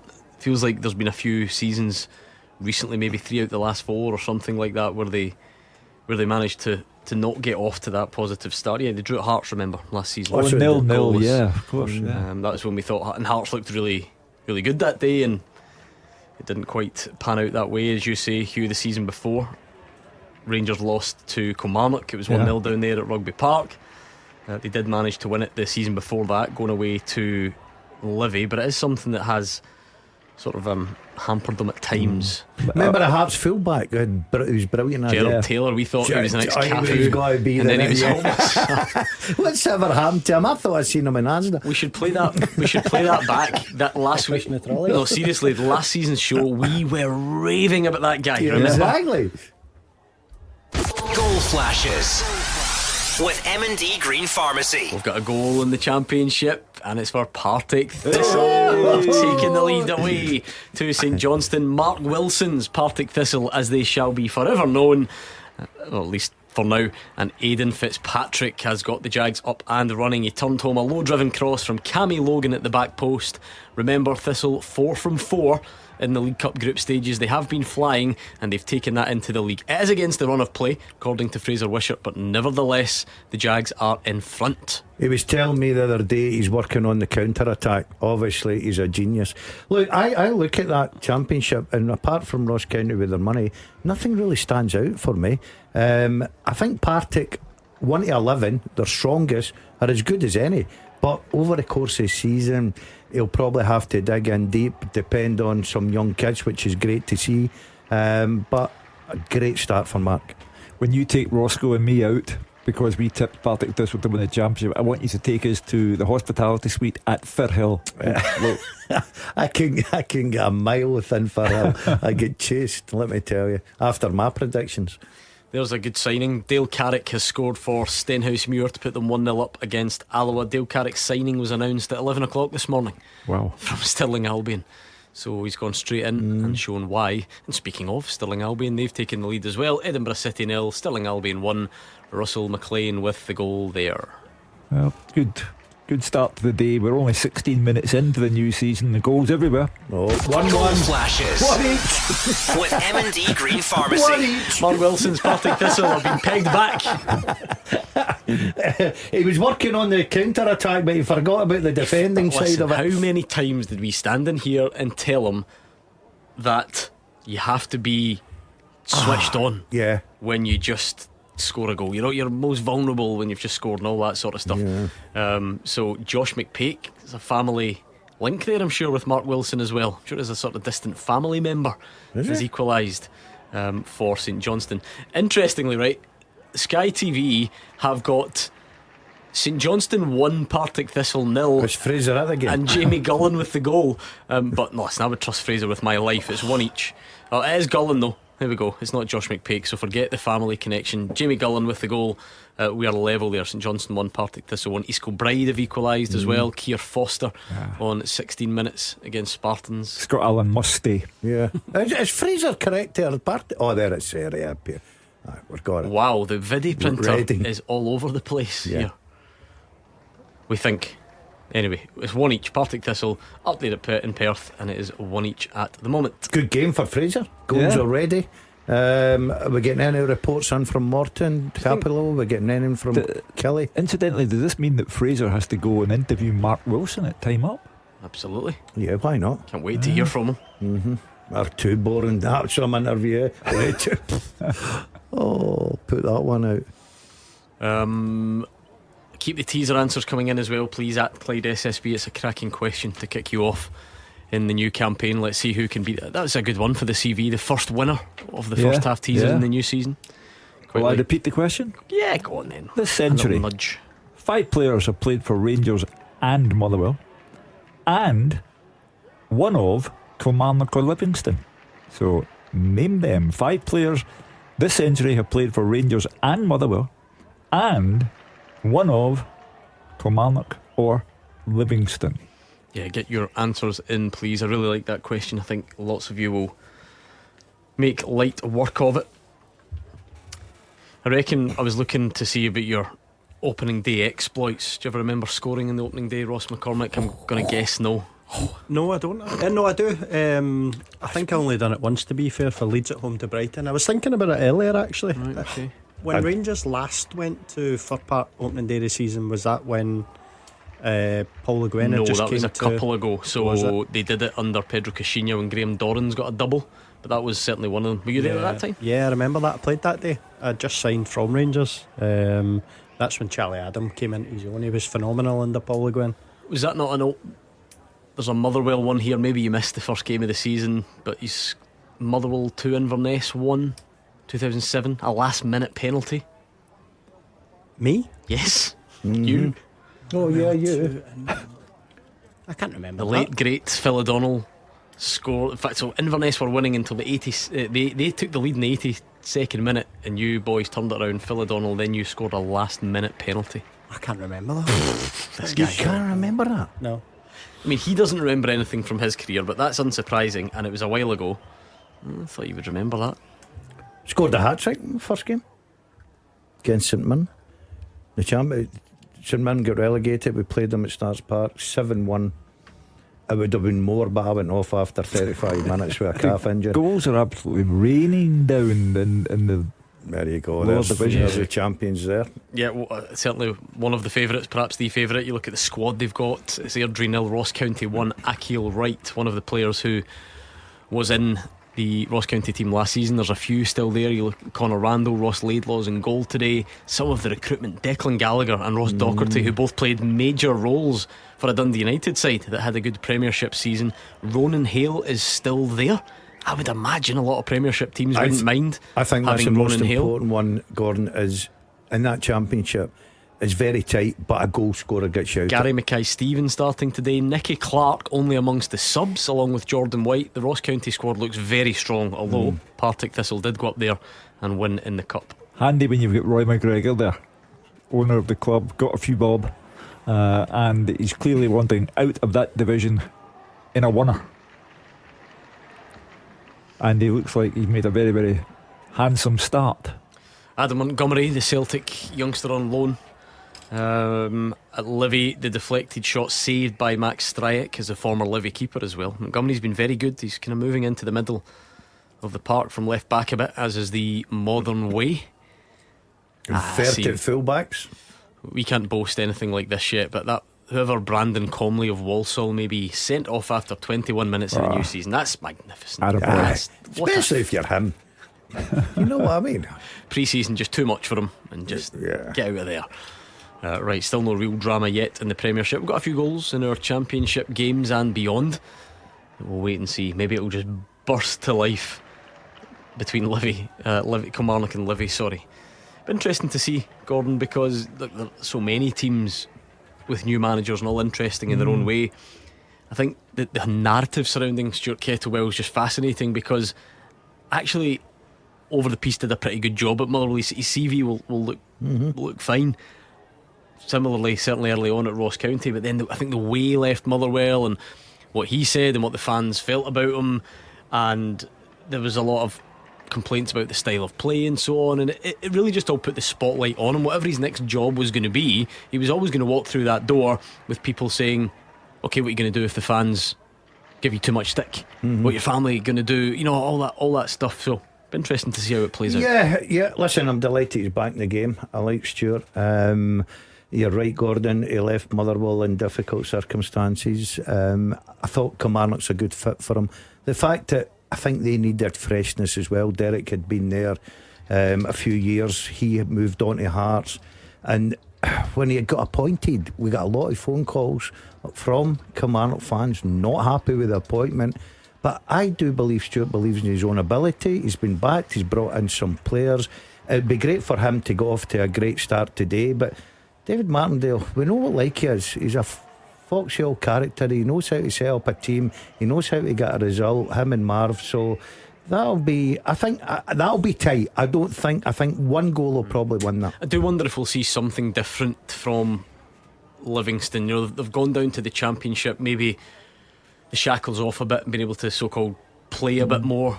They've got, according to David Martindale, the biggest budget they've ever had in the top flight. I'm not saying it's earth-shattering, but it's the biggest they've had. And I got an update from David Friel earlier in the game where he said Livy were caught overplaying. That's just not something you would ever accuse Livy of the last time they were in the league. So maybe do things a bit differently this time. They're more direct. I've been spending a lot of time with Marv, and I thought it'd be a case of him standing the sit in the dugout shouting over the top and chase it. But like, fair play to him. He's been in the Premier League, David. He knows what it takes to stay there. Unfortunately, they get relegated. They bounce straight back up. I'd be interested style of play. A danger, you can overthink things. You know, you got to Stick where to you what are. you're good at. You got to where you are because of the style of play that you employ. And you know, if you're going to start, depends on the players are brought in, Hugh. That's the thing. Depends on what avenue they went down with the signings. There's no point bringing in guys that you think can take the ball and then just play direct. You've got to play to their strengths. It's their start as well, isn't it, Gordon? It would depend on their start. If they don't get any points on the board in the first few games, all of a sudden you could find them reverting to type, because that's what they know. That's what they're good at getting points. You're getting interesting feedback from some of your colleagues, I won't say who, about you referring to David Martindale as a foxy old character rather than a wily old fox. I like to have my own foxy old character. That's either well, it's not Friel, he's boring. That's either Wishart or Hannah. I'll be Hannah, guaranteed. Foxy old character. I phoned Hannah today. I tell you what, the image will stay in my head forever. He says to me, I'll phone you back. I've just stepped out the shower. And I thought, how long is it going to be for him to dry that? Right, that head of his. Stop it. You promised you would behave at the start of the new season. He's still got a hairdryer on a cable plugged in. Come on, please. Right, okay. Well, to be fair, it was Hannah, wasn't it? There are no more goals going in, so we have to talk about something at this moment in time. But there we go. We spoke about maybe Livingston playing slightly differently. Goals down the divisions are flying in, which I liked. Dumbarton 1, Clyde 0, Ali Roy, Peterhead 0, East Fife 1. the Dazzler's eccentric ways. I met many Super Scoreboard listeners in Ireland, and the Dazzler was getting an honourable mention by all of them. This time last week I was standing in Derry with my grandchildren in front of the Derry Girls mural. Brilliant. And the guys, 6 guys there over from Glasgow for the weekend, all Super Scoreboard listeners, good guys they were.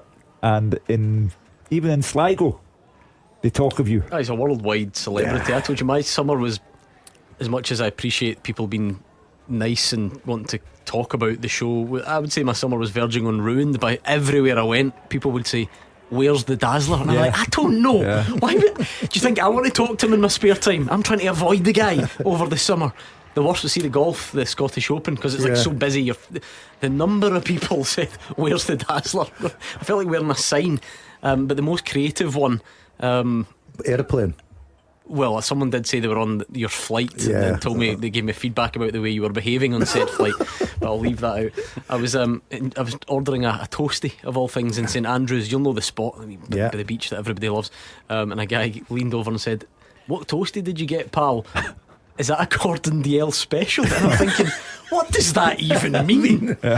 I've been a bit disappointed with you this summer. You've not even phoned. Hold on. Once. Let's clear this up. No. In front of the public, right? No, I feel we've drifted. I texted you once and offered a game of golf, and you knocked it back, which is fine. You're well within your rights. You're a busy man. So let me ask you this: how many return texts or phone calls did you send? Many. 0. None. No. You've obviously had a very busy summer. I have. You've been up to something, and I don't know what it is, but I'll get to the bottom of it. Not once did you contact me. Well, I think that's a bit unfair. I've got my phone records here. Is it? You delete yours, but I keep mine. Yeah, I didn't really contact anyone because you've been up to something. Yeah, I don't particularly like anyone in the show.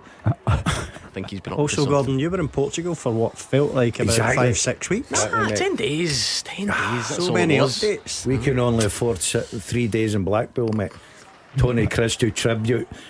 I heard that. Marillo. Did you enjoy your trip to Blackpool? I love my trip to Blackpool. I saw this. Tina Turner, everybody do. I tell you what, I'm going to make it every year. I'm going down there 3 days.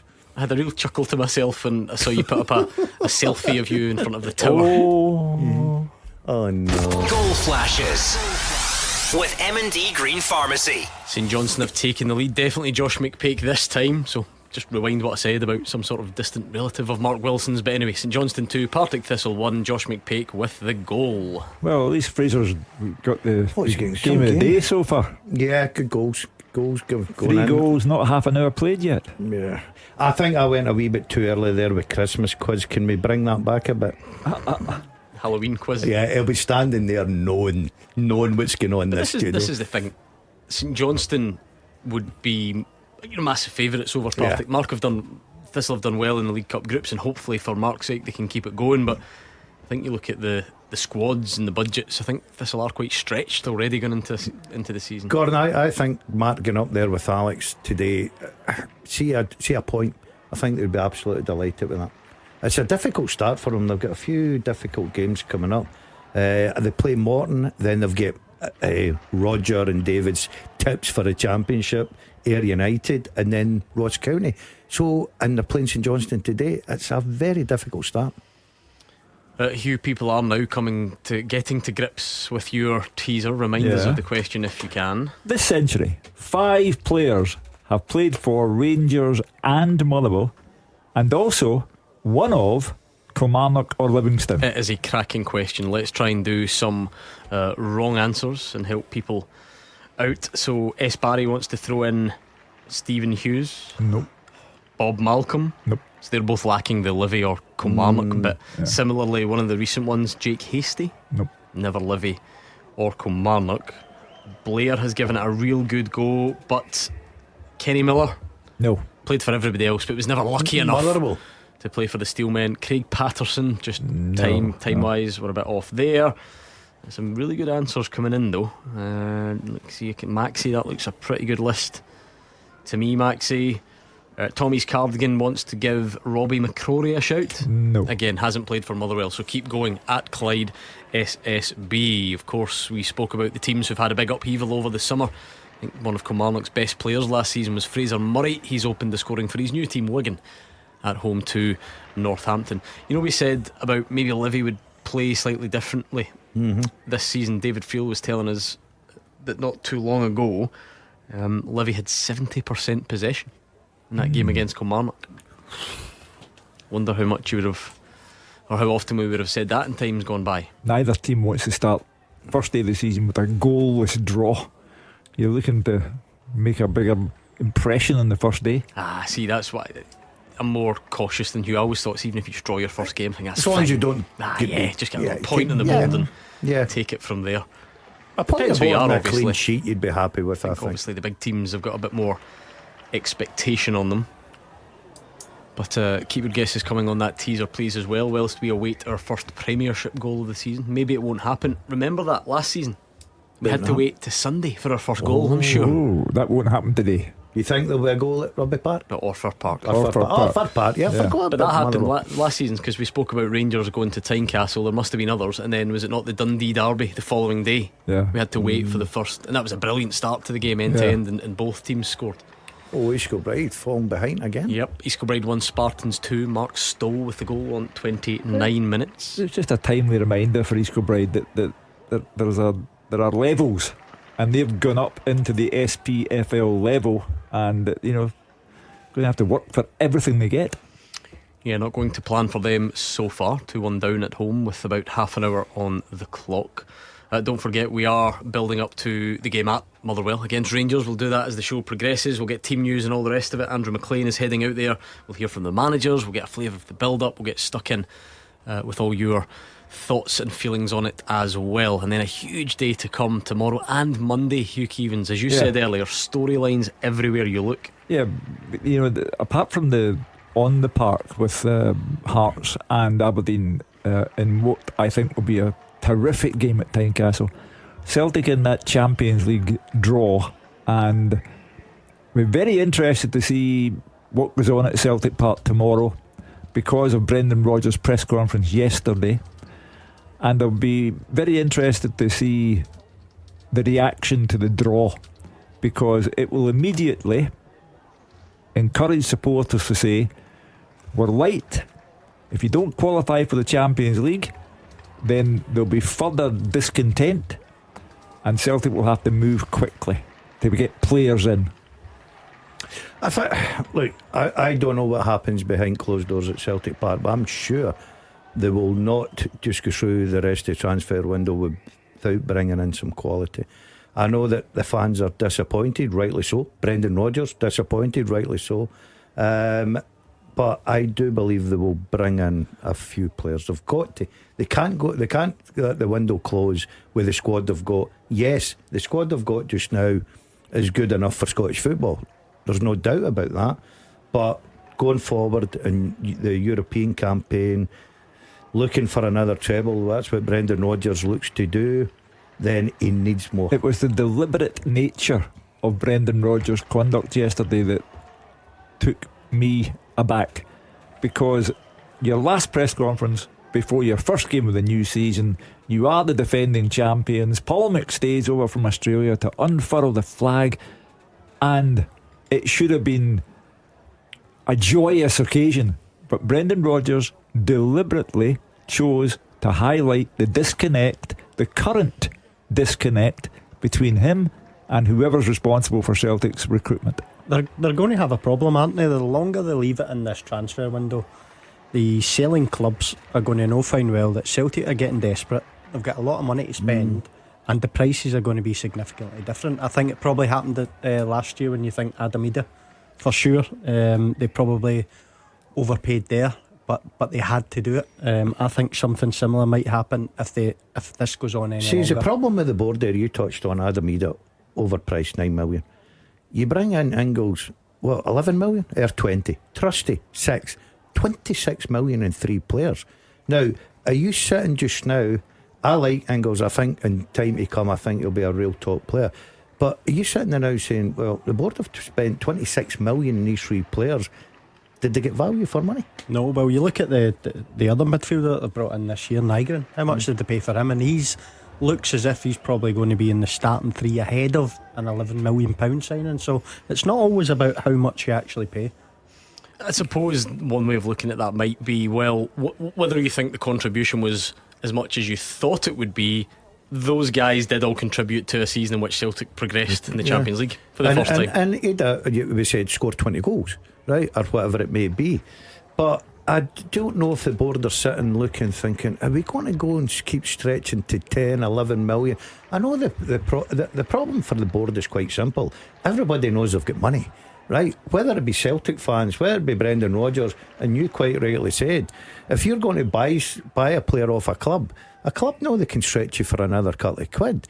Now you run it as a business. You can't just roll over and say, right, okay, we're prepared to give you 5 million, but you want 8. Oh, there you go, we're cash rich. You don't run a business like that. Yeah, it's actually harder for players to be a success, especially at Celtic Rangers, if you come in and you've been bought for a lot of money. It is. I've had it in my career as well. I was fortunate to go a couple of times for a lot of money. Second time it went wrong. Did it play in your mind? It did, yeah, it did, because all of a sudden, no matter what you've done, if you scored 1 you should have scored 2. If you didn't have an assist though, you've not got an assist. Halfway through the season you've only got 5 goals. It's not good enough. We've paid X amount of money. So you look at probably Adam Ida, Engels, first season, I think it was always going to be hard for them. No matter what they'd done, the price tag was going to be weighing on them. Going to get back to that in a second. Goal flashes with M&D Green Pharmacy. St Johnstone 3, Partick Thistle 1. It's Josh McPake with his second. He bundled a Stevie Mallon driven cross in at the back post. It's actually been coming because he had another chance, as has Regan Tumulty, and knocking on the door, it's paid off 3-1 to St Johnstone. Well, you can't sugarcoat that. You know, you still fancy Partick for a league? Yeah. Well, there are many games left to play. I don't care how many.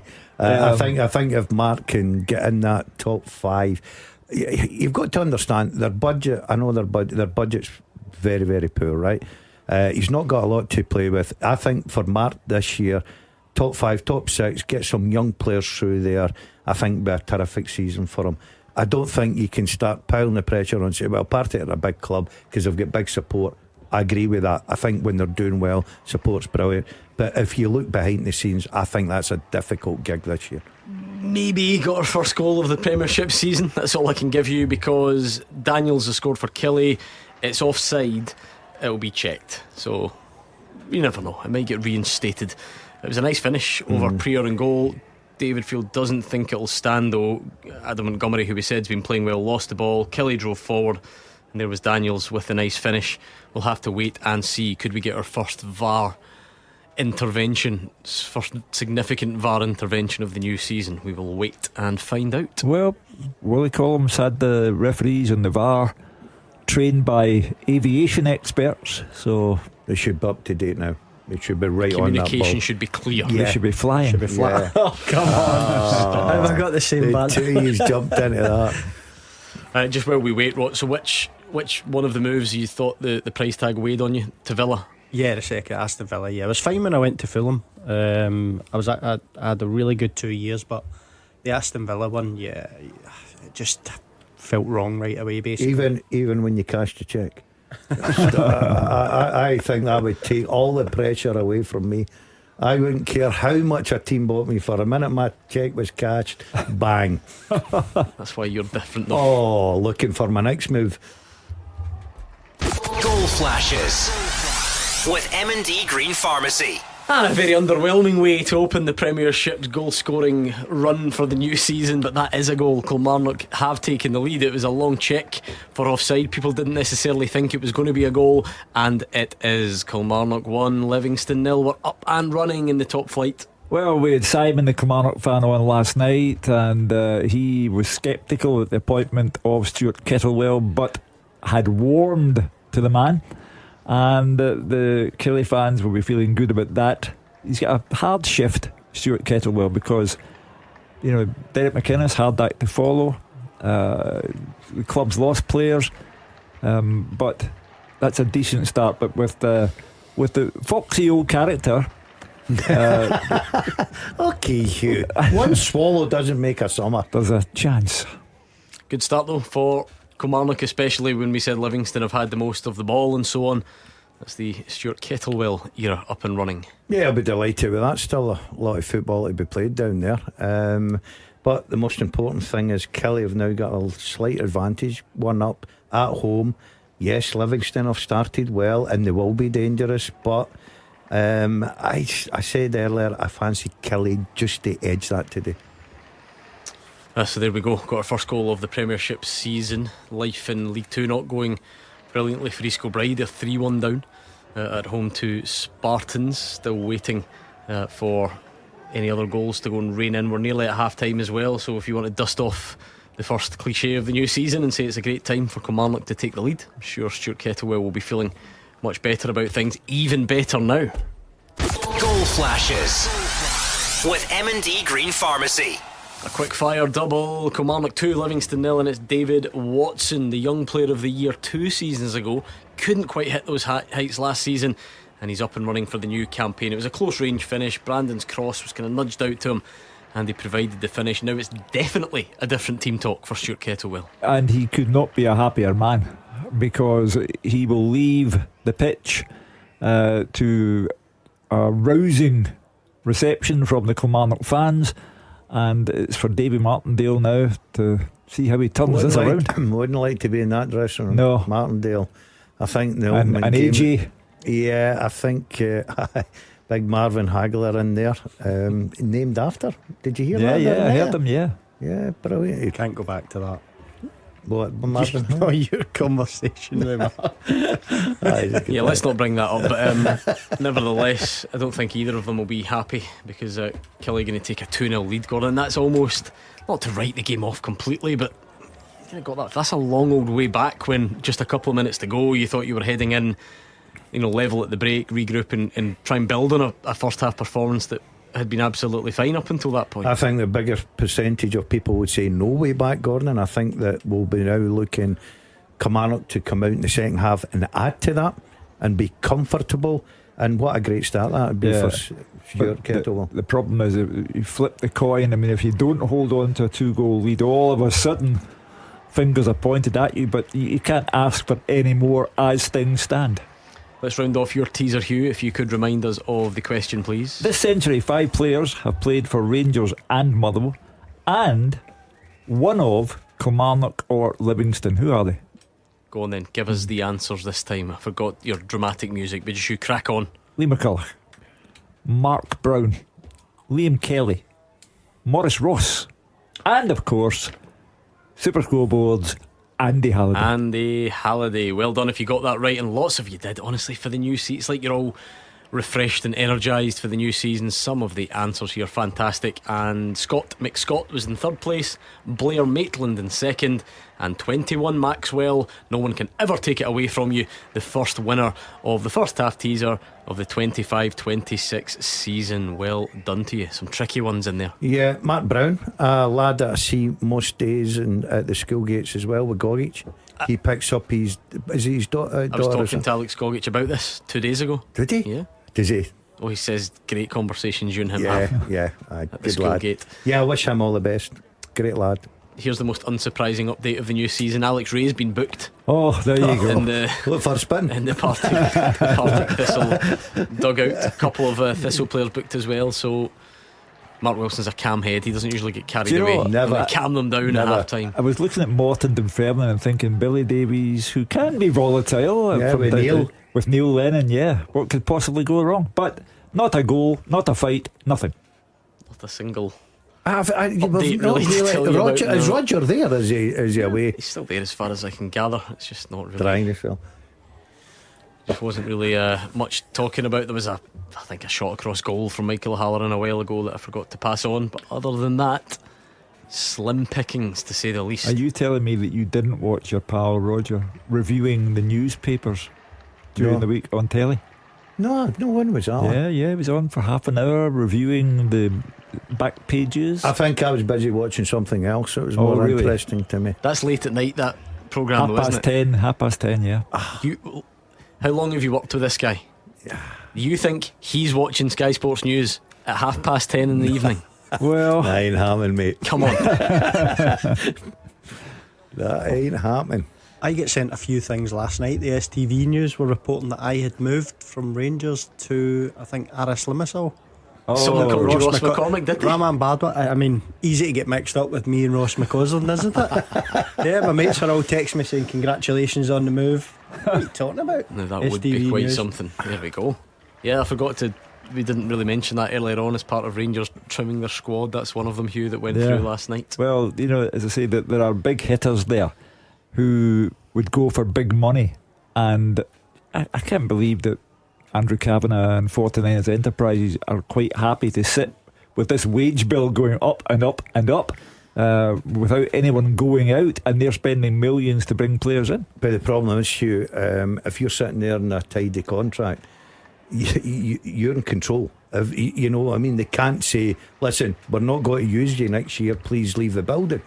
You can't do that. Half time in Perth. Let's speak to Fraser Wishart.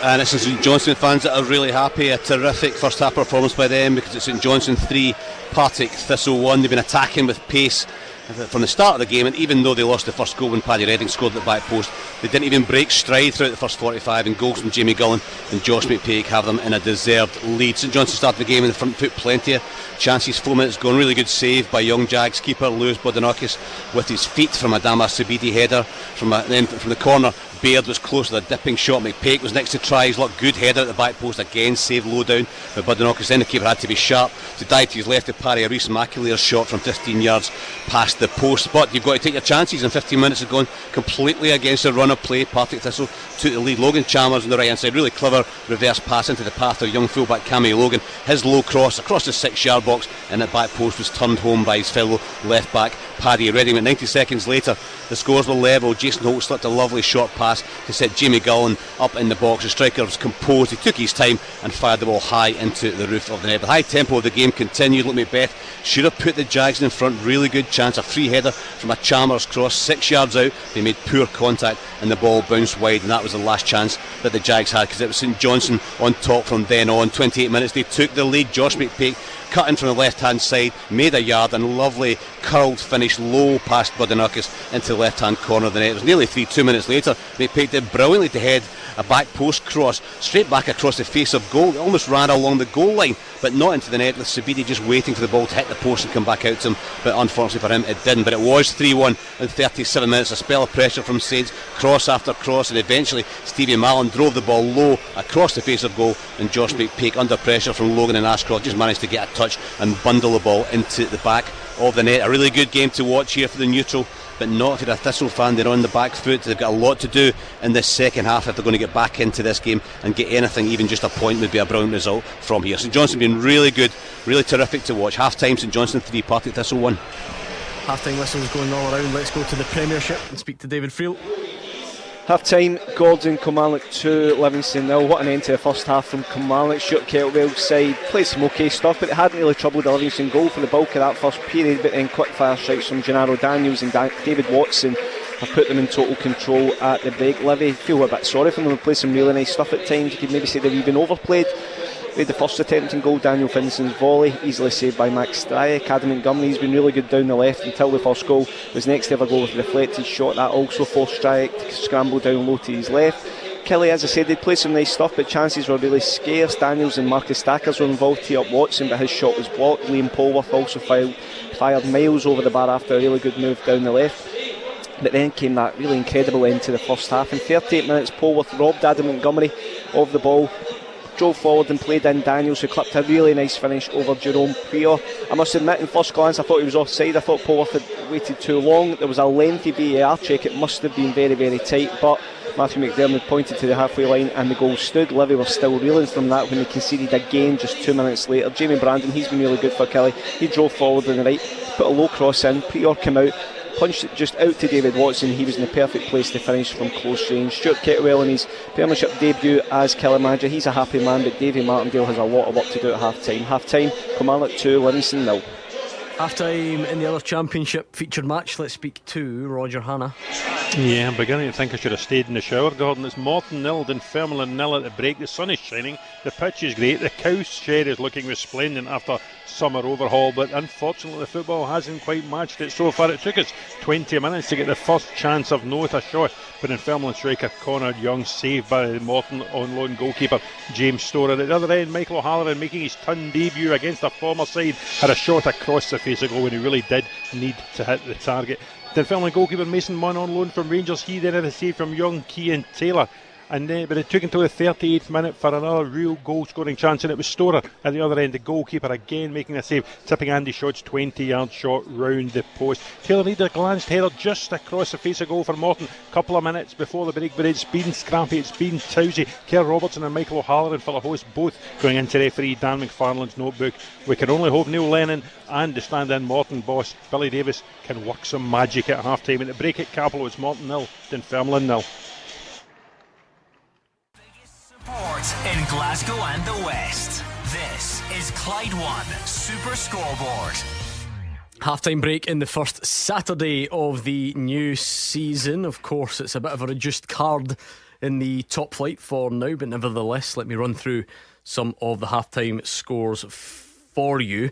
Like we said, not many games, in fact only one at the moment in the Premiership, and at the break it is Kilmarnock 2, Livingston 0. In the Championship, Airdrie 0, Ross County 1, Morton 0, Dunfermline 0, Raith 0, Queen's Park 1, and St Johnstone 3, Partick Thistle 1. In League 1 in Scotland, Cove 0, Queen of the South 1, Hamilton 1, Montrose 0, Kelty 0, Inverness 2, Peterhead 3, East Fife 1, and Stenhousemuir 1, Alloa 1. Into League 2 to finish us off, Annan 0, Elgin 1, Dumbarton 2, Clyde 1, East Kilbride 1, Spartans 3, Edinburgh City 0, Stirling 2, and Forfar 1, Stranraer 0. We will be back with the second halves next. Action as it happens, and your reaction from 5 on the open line. This is Clyde 1 Super Scoreboard. Half time in the first Saturday of the new season. Not many games in the top flight, only one in fact. So let's go back to Rugby Park. Kilmarnock against Livingston. The first day, the first couple of weeks of the season, David Friel, are always about first impressions. So what's happening? I think it's kind of I suppose Kelly have been ruthless, Livingston been toothless. Gordon, I think that's probably fair to say. Livingston, as I say, lots of the ball. They've had more of the ball, more possession, played some pretty patterns, looked quite nice on the ball. But I think Kelly, you know, and guys like David Watson, Liam Polworth have been really aggressive. They've pressed really well at the right times, and they've almost just lulled Livingston into that kind of false sense of security. And then they've pounced. And look, if you'd asked me after 38 minutes that Kelly would go in at half time 2-0 up, I wouldn't have believed you. But they got their chances, they took them. It was a very, very tight first goal in terms of the offside call, but Gennaro Daniels, it was a great finish from him. Then David Watson just got a reward for really gambling. You know, Jamie Brandon into the box, low cross, Jerome Prier could only punch it out, and David Watson was there, and a great finish. So yeah, look, Stuart Kettlewell will be very, very happy. I think he'll probably want a bit more from his players on the ball, just in terms of the build-up play and everything. But as for Livingston, you know, we spoke at length about their change in style and maybe not as direct, but they've not really created one proper chance. They've had a couple of shots in goal, but they've had to work really hard for them. You know, Robert Muirhead's been a wee bit isolated as that number 9, so the players are just coming back out just now. So I think Davy Martindale will want a lot more from his players in the second half, clearly. He must have been devastated at the way that turned round though against his team. David, he's not shy on the touchline, and I just wonder how he took it when the goals are raining in towards the end. Yeah, I think they were more shell shocked than anything. You know, I think the fact that, I mean, everybody in the stand probably thought that first goal was going to get disallowed. It wasn't, and then I just don't think Livingston really regrouped. But it's quite interesting. Zach Rudden's already on, as I said to you. I'm not sure he's on 4 yet, but as I said, Robin Newhead was really isolated, so Zach Rudden looks as if he's coming on for the second half, and I think David Martindale will just know that they need to pose a different threat to Kilmarnock, because it's been too easy for George Stanger, Lewis Mayo and other guys at back, and Max Stryk, who's looked really good in goals. So it'll be interesting to see if Livingston now can change their approach to the second half and go a bit more direct to Rudden. Clyde One Super Scoreboard Goal Flashes with M&D Green Pharmacy. Get set for the season with expert pharmacy support. I mean, there's no time to hang around, Hugh Keevins. None of this 37 games to make up for it. Malarkey, you want to get in there early, set the tone, and Livy have got work to do. Well, you might as well go gung-ho. You don't want to walk away from your first league game of the new season not having scored, not having picked up any points. You're 2 down. The task is perfectly straightforward. You might as well give it. You know, if you lost 3, so what? You've got to try and get back into this game.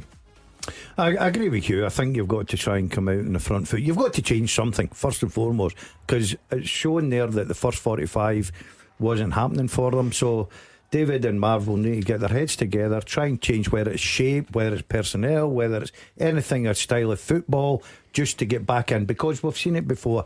The minute you get a goal back, 2-1, all of a sudden, tails up, away you go. Yeah, Zach Rudden on for Graham Carey. Kilmarnock will be buzzing with that though, Ross, because if you've got a new manager, maybe wasn't a universally popular appointment, you're starting to win fans over in the League Cup group stages, you're not at your best, and all of a sudden you take a 2-0 lead into half time in the opening day. Yeah, listen, regardless, however the fans and whoever it may be feels about the managerial appointment, the way to win them over is getting results. They've done that in the League Cup, and now they're 2-0 up at half time in the opening day of the Scottish Premiership. So it's shaping up to be a good day for Killie. But what I will say is, I said earlier in the show, it'll be interesting to see, you know, if Livy don't get any points and they revert to type, go back to what they know. It'll be interesting to see how they play in the second half if they do revert a little bit to type. Yeah, they've got to change something. Obviously the first half didn't work for them. David's an experienced manager, Big Mar's in there as his assistant, so as I said, they'll be getting their heads together and saying, right, okay, we need to change, whether it's style of play, personnel, as we've heard there, and it'll be interesting. But do you know something? I think Stuart Kettlewell will be very happy the first half. I can only see it getting worse for Livingston for some reason. As they say in the boxing world, styles win fights, so you might as well revert to your old style. If you're Livy, you're 2 down, the day's half gone, you might as well give it your best shot now. Mark Wilson's tinkering, 3-1 down at the break, so he's sent Stanway on for Fitzpatrick, changed to a 3-4-3, and try and get Partick Thistle back into that one. It looks like a 3-5-2 for Livy now, so Rudden up with Muirhead, Winter and Montgomery, the wing backs. I told you about the man who left Kilmarnock last season, Fraser Murray, had a great season, gone down to Wigan. He's now got his second of the afternoon as Wigan lead Northampton by 3-0. Always nice.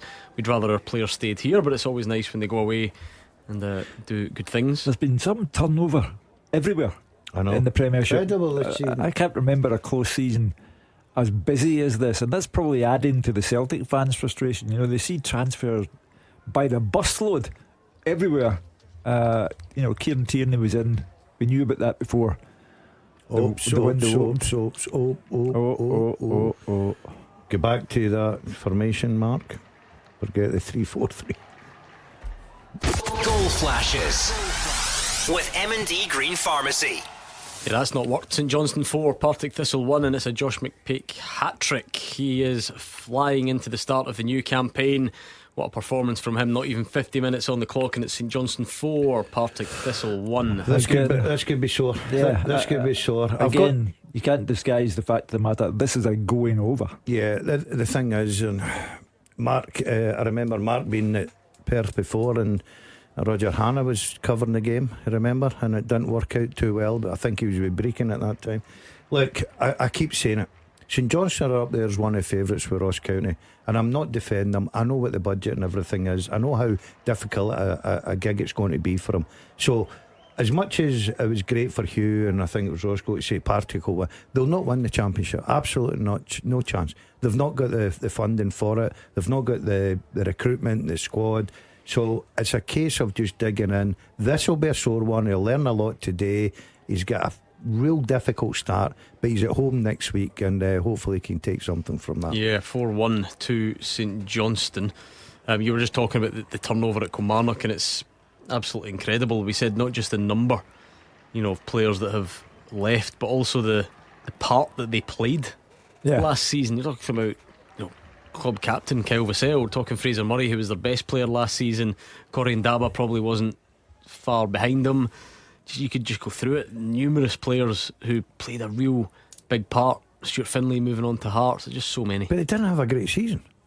You know, no, but still just I know, big turnover. I know what you're saying. A big turn. Maybe that's what was needed. A big turnover. A new manager coming in. Fresh ideas. Look, everybody talks about how good a manager Derek McInnes is, but we had Kilmarnock fans on here saying, look, we need a change. We need a change from Derek. Now, Derek got a great move to Hearts, and I think, like everyone else, I think he'll do particularly well up there.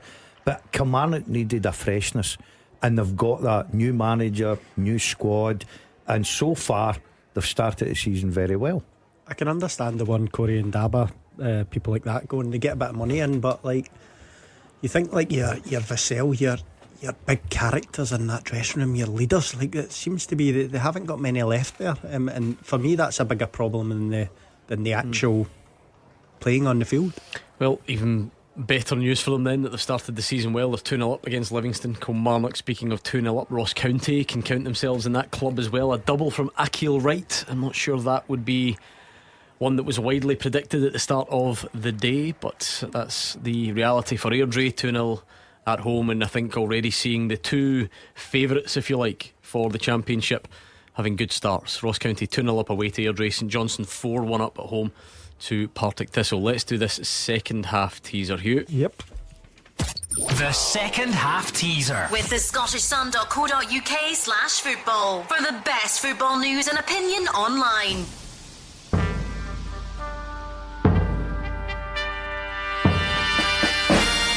A lot of information to be absorbed here. I have played in a National Cup final in Scotland for a club out with the Old Firm. I have played with Mark Wilson, Tony Watt and Matty Kennedy. I have been managed by Neil Warnock, and I've played for clubs in 4 different countries. Who am I? Played in a National Cup final in Scotland for a club out with the Old Firm. Played with Mark Wilson, Tony Watt and Matty Kennedy. Been managed by Neil Warnock, and played for clubs in 4 different countries. Who am I? Oh, it's a couple of those clues are sneaky. That's all I'm going to say. They are sneaky. But we need to be up early to catch you lot out, because last season, every single week, you blitzed the Who Am I apart straight away, and this will probably be the same. But a couple of sneaky clues in there just to try and make it a bit more difficult. So let's see how you get on at Clyde SSB. We're looking for one tweet, one name, and you're racing everyone else. So let's see what you have got. Gordon Dalziel used to cheat at these and then we caught him. So we found a new way of cheating, but we caught him for that as well. And then Did you catch me cheating last year? Yeah. No, you didn't. You did? No, you didn't. Not near the end. My cheating was good. I was going to say, if you'd let me finish, after Cheating all of was that, good. after all of that, I think you actually still are not bad at these. Not as good as you were when you cheated, obviously. Yeah. But I think you're actually still okay. But that one might Yeah, catch you out yeah, a it's a wee bit of early hard on on in it. the season. Listen, it takes people a few weeks to find their feet in the new campaign and just feel their way into the new season. So I'll forgive you. Yep. Adam Montgomery's had a header saved for Livy, just couldn't quite get the power on it, so it remains Kilmarnock 2, Livingston 0. We are not far away from team news at Fir Park. Russell Martin, the impression I got yesterday was that he was going to lean towards consistency of selection rather than freshening things up too much after the heat of Athens, but we will see. He strikes you as a singular type of personality, Russell Martin. You know, he won't buy into the well, they must be fatigued because they played in Athens and the heat would be taxing. My guess would be he'll just pick the team that started in Athens. I think there will be change, but I just don't think much. No. Yeah, but I don't think it'll be the exact same. I think you're looking at least one. The player of the year, he's got to come in, hasn't he? Gassama, I think there's a good chance you would see him from the start, but we'll wait and see. I also saw pictures of Mikey Moore on the team bus, so it'll be interesting to see what the update is there, because last we heard his clearance wasn't through. It takes longer for 17-year-olds because they're considered a minor, but a minor by FIFA, I think, is the phrase. Fraser would possibly be able to clarify that for us, whether he's on the bus because that's changed or because they just want to give him the experience of going with the team. I think it's the boldest prediction of the day, Ross McCormack saying that Motherwell will get a point, because that for Russell Martin would be, in the eyes of the supporters, an awful result. Ross, I bow to your professional knowledge, but I cannot for the life of me see Rangers drop 2 points at Fir Park. Bit torn on this, right? But we're getting ahead of ourselves before the game's even kicked off. But the Rangers fans seem scarred by this. They're fed up of dropping points in open day and being behind. But how can we over exaggerate it? It's game 1 of 38. You all know Ange Postecoglou came in and lost his foot, and then followed up with more bad results and still won the league. So why do we make so much of the first game? I think in this particular instance, we've had a summer of Andrew Kavanagh, 49ers Enterprises, the takeover of Rangers, something that people of my generation could never have seen happening. Rangers dropping out of Scottish control and becoming an American-owned club. Then we had the speculation about who would be manager, Davide Ancelotti, all the other candidates, but they went for Russell Martin, who had lost his previous job at Southampton. And then the signings started to come thick and fast, and there's been such an amount of build-up where Rangers are concerned. They didn't play well against Panathinaikos, not at home, not away, but they got the job done. Then we had the Brendan Rodgers bombshell yesterday. So everyone's looking at Russell Martin and Rangers going to Fir Park and putting Celtic under pressure, the way we like it in this city. Rangers play one day, go 3 points ahead of Celtic. The pressure's on Celtic the following day. And tomorrow at Celtic Park, we've got all manner of things going on. Will the fans react to the Brendan Rodgers press conference? Will there be banners concerning the transfer activity or lack of? So it's a fascinating first weekend of the season, and for Russell Martin not to win tonight immediately creates another storyline. Yeah, I've got no doubt, Gordon, that it would feel like a letdown, and I get what Hugh means, but just the facts remain. You can lose your first game, you can lose your first 2 games, you can lose your first 3. If we're going to acknowledge that it happened to Ange Postecoglou, then you can't kind of have that both ways, I don't think. Yeah, I totally take on board what you're saying, and I agree with Hugh slightly. The fact that it's the new owners that have come in, everything about it, it's a new squad. They got a great result the other night there. I think that the Rangers fans, this is the season that they've been looking forward to. The close season, they've watched what's happened, they've got excited with it, they've bought into the manager, they've had a good couple of results. They're going to Fir Park. Motherwell, let's face it, have not really been too impressive with their last few games. So I would expect the Rangers fans to be really confident tonight, Gordon. Look, they can lose this. I don't think they will. They can and still go and win the title. The same way Celtic could go and have a bad day tomorrow at Celtic Park and still go and win the title. But I think just for momentum and the Russell Martin era, I think it's important to get the result tonight. You have a club who since 2011 have for the most part dealt with systemic failure on the park, leading to the takeover of the club because those who are running Rangers had nowhere else to go. As Dave King, the former chairman, said, that there was investor fatigue. Everyone had put in millions and in some cases lost a lot. And then Andrew Kavanagh, 49ers Enterprises, and the Rangers fans have to believe that a corner has been turned and systemic failure will end, whether it ends this season or the one after or the one after that. But they have to believe, and they don't want today, the 2nd of August 2025, they don't want anything other than a win that gives them hope. No, listen, of course they don't want that. I mean, I'm going to say every team in the world wants to win their game today. It doesn't really matter who you are. I'm just talking about this notion, Ross, that if anything then, if it is a new summer with new owners, a new manager and new players, that's the time when it might take you a bit to get going into a new season. It might not, but it's a big possibility. Yeah, it's a possibility. And I look at it, listen, I've been in the opposite dressing room, the Motherwell dressing room. Forget the League Cup and that, but Rangers are coming to town, first day of the season. It's going to give you an extra spring in your step. You want to do well, they'll be up, they'll be after them. And Machine Rangers in the previous two European games there, even though they got through, they gave up a lot of chances. I just don't think they'll be able to do that against Motherwell today. I think they'll take one or two, which then, you know, Rangers probably have to go and score 2 or 3 to win the game. It might actually suit Rangers though, because they're playing a Motherwell team who are new and new in what they're doing, and they're trying to figure out their new way of playing. So we'll wait and see. Let's go to Andrew McLean actually and set the scene at Fir Park for the first time. Yeah, the start of the Premiership campaign for two old teammates at two new clubs. Russell Martin and Jens Bertalascu were having a long old conversation out on that pitch when I arrived, the two of them having played with each other at Norwich, but they're now in opposite dugouts and looking to make a positive impact on day one of the new league season. Rangers fans have seen some of what Russell Martin's trying to do.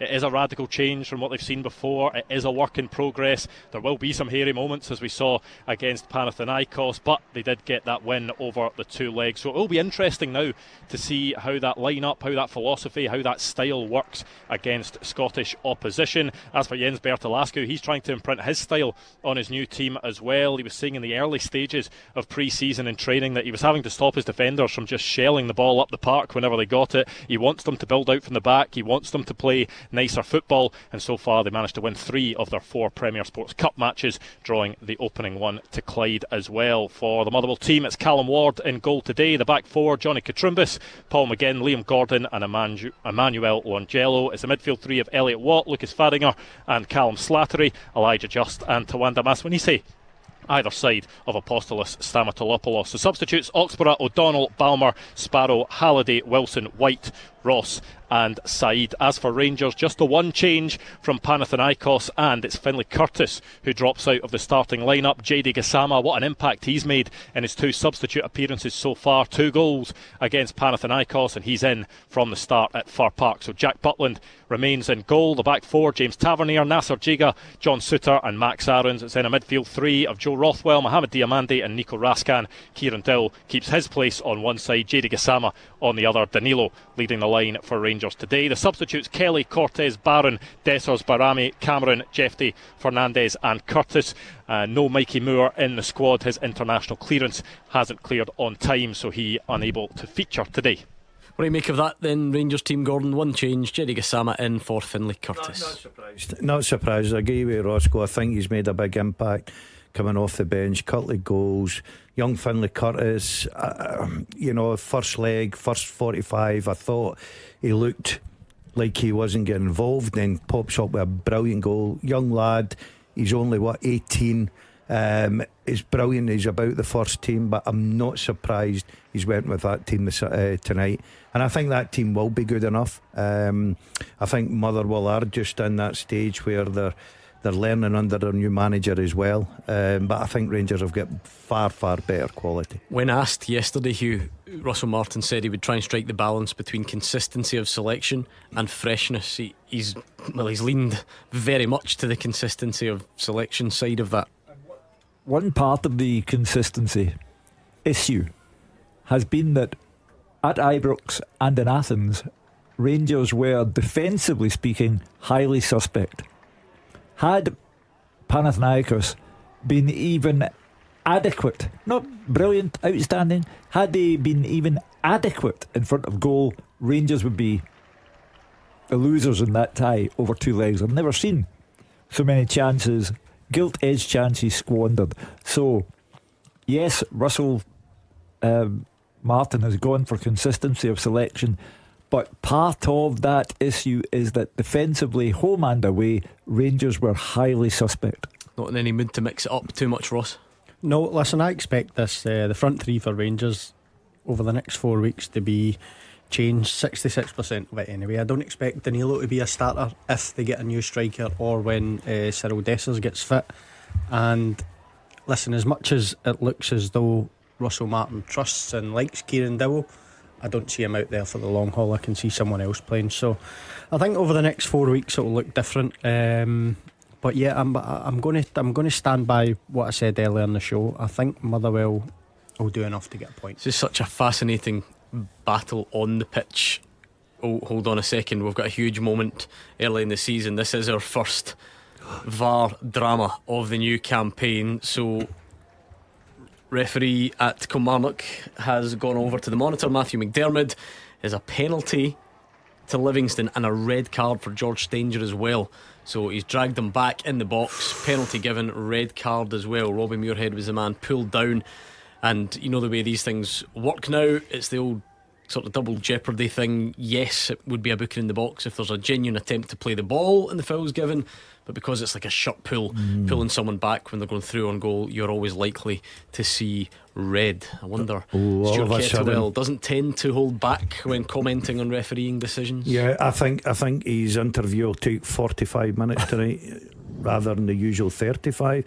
It's a big moment in this game. If Livy can get this goal, 2-1, 10 men, oh, I tell you what. Robbie Muirhead with the penalty. Yes. With M&D Green Pharmacy. Livy are back in it and they have the man advantage as well. Kilmarnock were 2-0 up, but they're down to 10 men. George Stanger sent off on his league debut. Robbie Muirhead converting the penalty, and it is Killie 2, Livy 1. Well, sequence of events: lose a man, lose a goal. Do you lose momentum at the same time? So now we have a very interesting last half hour to that particular game. Libby have a real chance now. I think more than a chance, Hugh, to be fair. Down to 10 men now, Kilmarnock. Yeah, I tell you what, I said at half time it's shaping up to be a good day for Kilmarnock, but if Livingston can overturn this and get 3 points in the first day, then it gives them every confidence to buy in even more to this new style that they're adopting. And obviously the way it goes as well, a draw actually feels brilliant if you're Livingston and feels dreadful if you're Kilmarnock because of the way the score sat at half time. Big moments changes games, and that's certainly going to be one. You're now, if you're Kilmarnock, Stuart Kettlewell, do you think, right, shut up shop, we're 2-1 and see if they can break us down, or do you keep that sort of a more attacking system? But Livy will certainly feel that, you know, their tails are up now, they'll be after Kilmarnock. Was there a suggestion of a foul on the Livy player by the Kilmarnock player? I'm not sure. We'll get David Friel's thoughts on that at the end of the game, so we'll wait and see. But Robbie Muirhead has stuck the penalty away, nevertheless. Equaliser in League 2, Annan 1, Elgin 1. Miles Gaffney with the goal there. Ewan Henderson's pulled one back for Airdrie, so it might be a bit of life in that. Airdrie 1, Ross County 2. But I suppose highlighting the strength of what the top two have in reserve. Josh McPake scores a hat-trick for St Johnstone, takes a knock, goes off, replaced by Mackenzie Kirk, who I think people thought scored goals very last year, impressive in the top flight last season. So That is the strength of it at the top of the Premiership, the Championship table. Sorry, as we were talking about Motherwell and Rangers, Gordon, so fascinating about styles, because so much has been said about Russell Martin. So he's going to want to come in and he's going to want to play a certain way. People say it worked in the Championship and it didn't work in the Premier League, but I mean, it's harder to play against those teams, and you know, how would it all work at Rangers? Similarly, Motherwell certainly are planning on playing the most sort of open, expansive style in probably that I can ever remember a Motherwell team trying.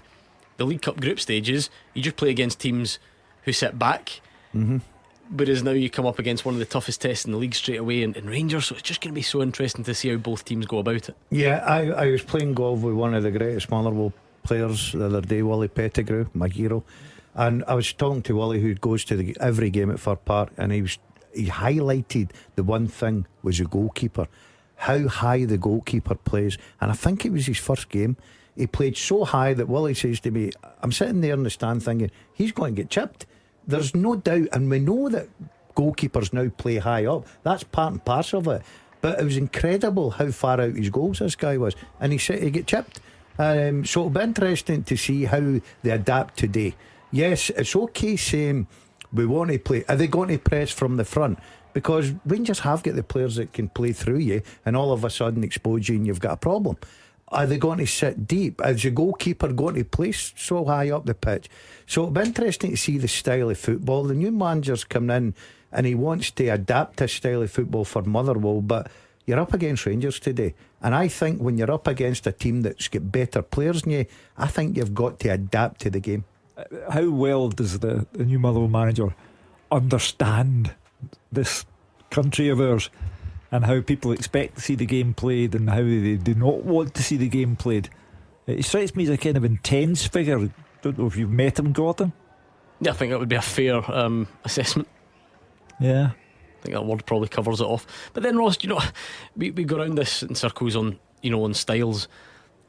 You've been there as well, and I've seen numerous Motherwell teams who want to sit and try and make life hard, and Rangers and Celtic come and win anyway. You know, that we probably need to get out of the habit of thinking that there's like a right and wrong here. So if you want to compare it to last season, Motherwell played, you know, a bit more direct or whatever under Stuart Kettlewell. I know they changed manager, but they finished 8th. So is that it then? Do you just always do that? What if Motherwell play a really like attacking, expansive style, and it's maybe a bit easier than I, and they finish 9th? Does that make it wrong? I think we probably need to get out the habit of thinking it's just black and white. Yeah, and you'll probably remember the last time that sort of Motherwell done that. My first season at Motherwell with Maurice Malpass as manager, I think we finished second bottom. I think just survived relegation. In walks Matt McGee the next pre-season, and all of a sudden everything has changed, and we go to this expansive 4-3-3 style, fullbacks very, very high, and we end up finishing 3rd. So it can be done, it can be a success, but it just takes a little bit of time. But by all accounts, and I was listening to Dazzler there actually, I seen that goal, and my mate was texting me the exact same thing as well during the game. How high he was? But yeah, he's so high. And he was saying if he's playing that high first game of the season, it's a good job that Charlie Adams not playing. He would have a shooting every 2 minutes. Yeah, every game he'd shoot from the halfway line. But listen, it's important that they believe in it, but the only way that they're going to get belief in this new style is by getting results, and it's going to be hard for them to do. What do you base your confidence on? Yeah, my confidence in Motherwell is also a little bit of how I've seen Rangers play in the first 2 games against Panathinaikos. I think silly passes getting caught and Panathinaikos at them. I think Motherwell will be looking for that today. They'll have legs in midfield. They'll be looking for Rangers to make them risky passes and to capitalise on it. What do you think, Gordon, about the kind of sticking with that team? Gassama, is it? Yeah, I'm going to say nailed on to come in, but actually Finlay Curtis has had these moments, obviously. Everything else has stayed the same. Anything else you thought he would have maybe mixed up? I thought maybe he would have looked to change Dill. I don't think he's not a fan's favourite, right? Obviously it appeals to Russell Martin because he started off the season starting every game. He could have maybe changed something like that. Look, it's early on in the season, isn't it? It's not like you're saying, okay, he had a difficult game midweek, he was away from home under the heat. There's plenty of recovery time. It's the start of the season. He wants to get more minutes into players. He wants to get that finish, because it was highlighted that his pre-season was mostly done behind closed doors. So I'm not surprised that he's kept the nucleus of the team and left the young kid out, because that's what normally happens. And Kasama has really come on, and he's hit the ground running. 2 terrific goals. So it'll be interesting to see how he performs this afternoon. Kasama will need to score within the first 30 seconds to keep his run going, Hugh. A bit different for him coming off the bench, but you can see why the Rangers fans are excited by him. Yeah, I've rarely known someone come in under these circumstances where you have to play 2 European ties before you play a domestic match. And those 2 European ties were huge for Russell Martin, almost unfairly. Who gets handed a task like that before they've even had a league match in their new division? But Gassama handled it all perfectly. If he scores today, the excitement levels surrounding him rise. They've got Dundee next weekend at Ibrox, and Stephen Presley must be dreading that already. So Gassama, big afternoon. If he scores, he's immediately the number 1 man at Rangers. But you know what's going to happen, Hugh? If it's a bad game, people are going to see he's an impact player. Well, but we shall wait and see. But as I say, Ross has articulated his case for believing that Motherwell can get something. I just think it would be incredible for Rangers not to get all 3 points this afternoon. Again, both squads probably looking for a bit more work as well. Gordon, Motherwell don't have another striker on the bench. The Sully must be carrying a knock or something, but to have no strikers on the bench, that Stamatopoulos is probably going to have to get run into the ground if they are going to try and go on the front foot and try and unsettle Rangers. I think this is where what are your options? Yeah, I think this is the importance of Lennon Miller. If they can sell Lennon Miller, which is obviously going to happen as quickly as they possibly can, it may free up some money for the manager to go out and cover those positions. I think Motherwell will add to their squad. I've not got the same confidence as Roscoe. I know what he's talking about the other night, Panathinaikos, but Panathinaikos are not a bad side, and everybody, the minute that Rangers drew them, they're thinking that's the worst possible tie they could get. I don't think that Motherwell in that class. I think Rangers coming off that result, and yes, there was times where they gave up chances and should have been punished, but I think they're growing as a team. They're getting better. They've got guys that can hurt you in the final third. Their midfield looks particularly strong. There's still a bit of bedding in at the back to be done, no doubt about that. I don't know if I was Motherwell this afternoon, I'd be concentrating down the right hand side. I don't think Aarons is a left back. Right, I know that the argument is he's played there. I think he looks so uncomfortable, and I'd be targeting him. Here's what Russell Martin had to say on that topic. Yeah, so Max is not going to be a long-term option left back, but he's played there before and he's doing a good job for us. The other guys have to do more to put themselves in the frame. They have to do more in terms of being really consistent day in, day out. They have Jeff has a lot of potential and then some really good attributes, but he knows what we think of him and where he needs to improve to really help us on the pitch, to help us win games of football. And I think Ridvan, we've had really honest and open conversation, and I think he is sizing up his options. He had a couple of people interested in him, and we'll wait and see what happens on that front. Interesting, that one, because you think he's saying there Max Aarons ain't going to be a long-term left-back solution. I would love to know what the conversation between Russell Martin was when he was getting Max Aarons up then, because it can only be that he's a right-back, which means he's coming over to take he's coming here to take over I'm from surprised. I know James you're Tavernier. saying sometimes you bring loan players up, and in the contract you've got to play so many games and everything. We know that, but you're not telling me right now that Chefty's not a better left back, better option. I know he maybe Russell had Martin clearly thinks that. that. Well, not in my opinion. Aarons to me looked the other night like left back. He looked uncomfortable. I think he's more of a right back. I'd like to see the lad in his preferred position, but is he going to oust Tavernier, the captain, out the team? Probably not. Another interesting aspect of Russell Martin's character, that he's quick to tell you, nah, didn't fancy a lot of them at Ibrox. After the Middlesbrough friendly, he slaughtered them for their attitude. And he's telling you there that Max Aarons is there because nobody has done anything to impress him enough to leave Max Aarons or to put him to the other side of the park. So I go back to my point. Rangers squad is bloated. Bloated is the only word you can use. Bloated and expensive. So these players that Russell Martin does not rate, Rangers will have to start cutting the deadwood. I agree. But the difficult thing is about it is these guys are on big contracts, Hugh. Yeah. And they're not going to move just because Rangers want them out the door. They'll only move when their agent and the player thinks it's the right move with similar money to a club that suits them. So that becomes your biggest problem, and all clubs probably have it. But Rangers, you're right, I think they've got big earners there that would love to go out the door, because then it frees up more money to get into the manager's pot. Andrew Kavanagh, when he came in, spoke about financial sustainability, which had been a problem at Rangers for a long, long time. And now a wage bill that was a concern before Russell Martin got there has now been added to several times over. And I do understand what you're saying, that why would Rabbi Matondo, for example, want to go anywhere when he's on what I believe to be a very handsome weekly wage? But financial sustainability, Rangers have to cut the driftwood. Airdrie 2, Ross County 2. That's a good comeback from the Diamonds. Ewan Henderson's free kick pulls them level. It's a double for him. Ross County were 2-0 up early, looked like they would be cruising, but the side from North Lanarkshire have other ideas. No other goals to tell you about at the moment. A reminder of your teaser, Hugh. This is a hard one. I have played in a National Cup final in Scotland for a club outside the Old Firm. I have played with Mark Wilson, Tony Watt and Matty Kennedy.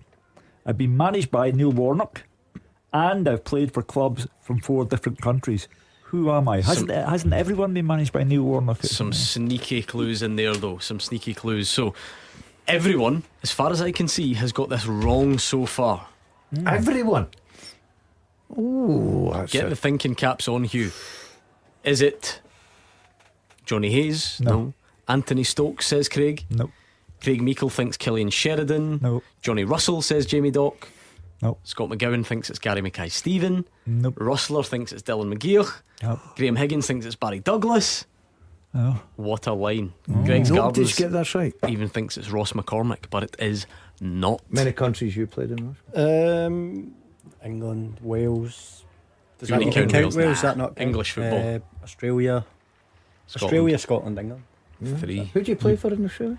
I played for Melbourne City and. So did I. Did you? No, didn't it? South Melbourne or something back in your day. Was that the club who Man City bought and turned it into Melbourne City? He played Melbourne with Ange Heart? Postecoglou, remember? I mean, Posta like that. Did you play under Neil Warnock? I did, yes. There you go. It could be. Well, no, he's not got 4 countries. That's the problem. Didn't play in a cup final either.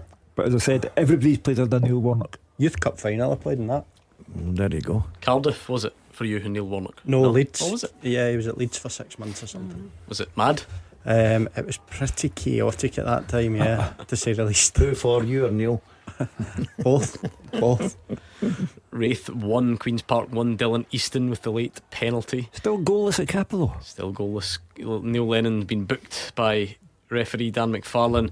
It looked like the dissent though came from his number 2, but if you don't quite know who it is in the dugout, the manager gets it, don't they? The manager is hit. So see, be honest, I think both sides would be slightly happy with that. yeah, if you play a team round about you in the league or perceived round about you and you get a point on the board on the first day, you just move on. You're happy with that. 2 very experienced managers in the dugout, so tactically it'll be good.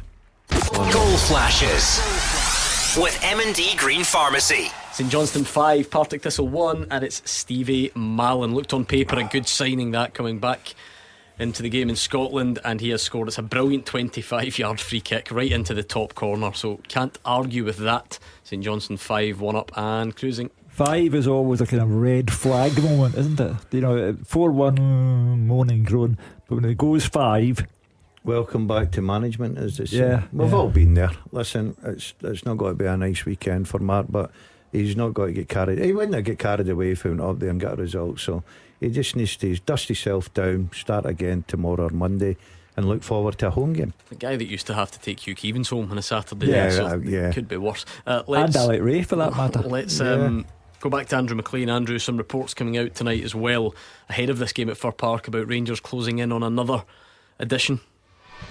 Yeah, the Rangers Review reporting that a £3 million bid has been accepted by Go Ahead Eagles in the Netherlands for Oliver Antman, who is a right winger. That is, of course, an area that a lot of Rangers fans have been talking about. Kieran Dowell has been playing out there. He's maybe not got the best reputation, does he, Kieran Dowell, amongst Rangers fans? They don't really see that as a long-term option, and this would be a more natural right wing option. 7 goals for them in all competitions last season, 17 assists though, which I think is maybe the more pertinent statistic. A creative player and someone that Russell Martin will be hoping can slot into that right wing role and give them real creativity on that right side, after adding to the left wing with JD Gassama, Mikey Moore coming in as well, although they are versatile, can play on both sides. But yeah, Russell Martin looking as if he's going to get another player in the door over the next few days.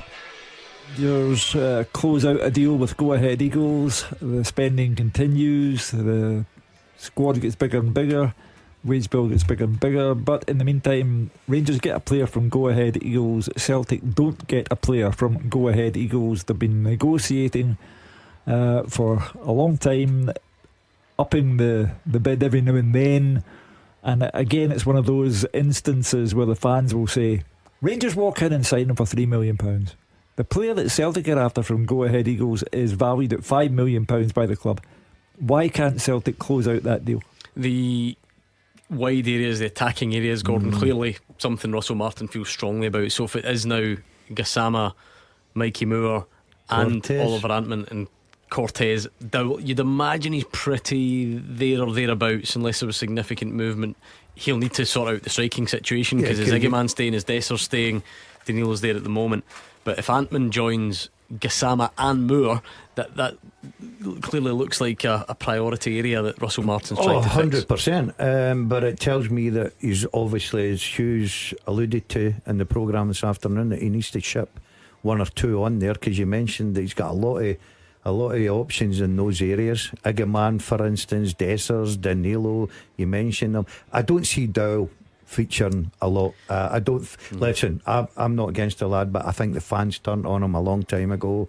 They don't fancy him, but I'm not surprised. It looks like he's going to be a real attacking team with good flair going forward. The other thing is about Kieran Dowell, see, getting added to the leadership group that Russell Martin spoke about. It doesn't. I'm not saying that means he starts every game, but it doesn't strike you as a guy who's on his way out the door or is going to sit in the stand, because you wouldn't do that.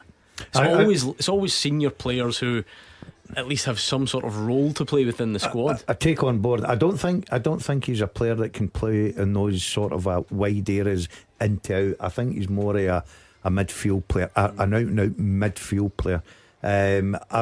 Listen, the players that he's bringing in tells me he's going to go for a bit of pace, a bit of width, a bit of the counter attack when they go away from home, say in Europe or whatever it may be. And it's exciting. I think he's trying to bring in exciting players.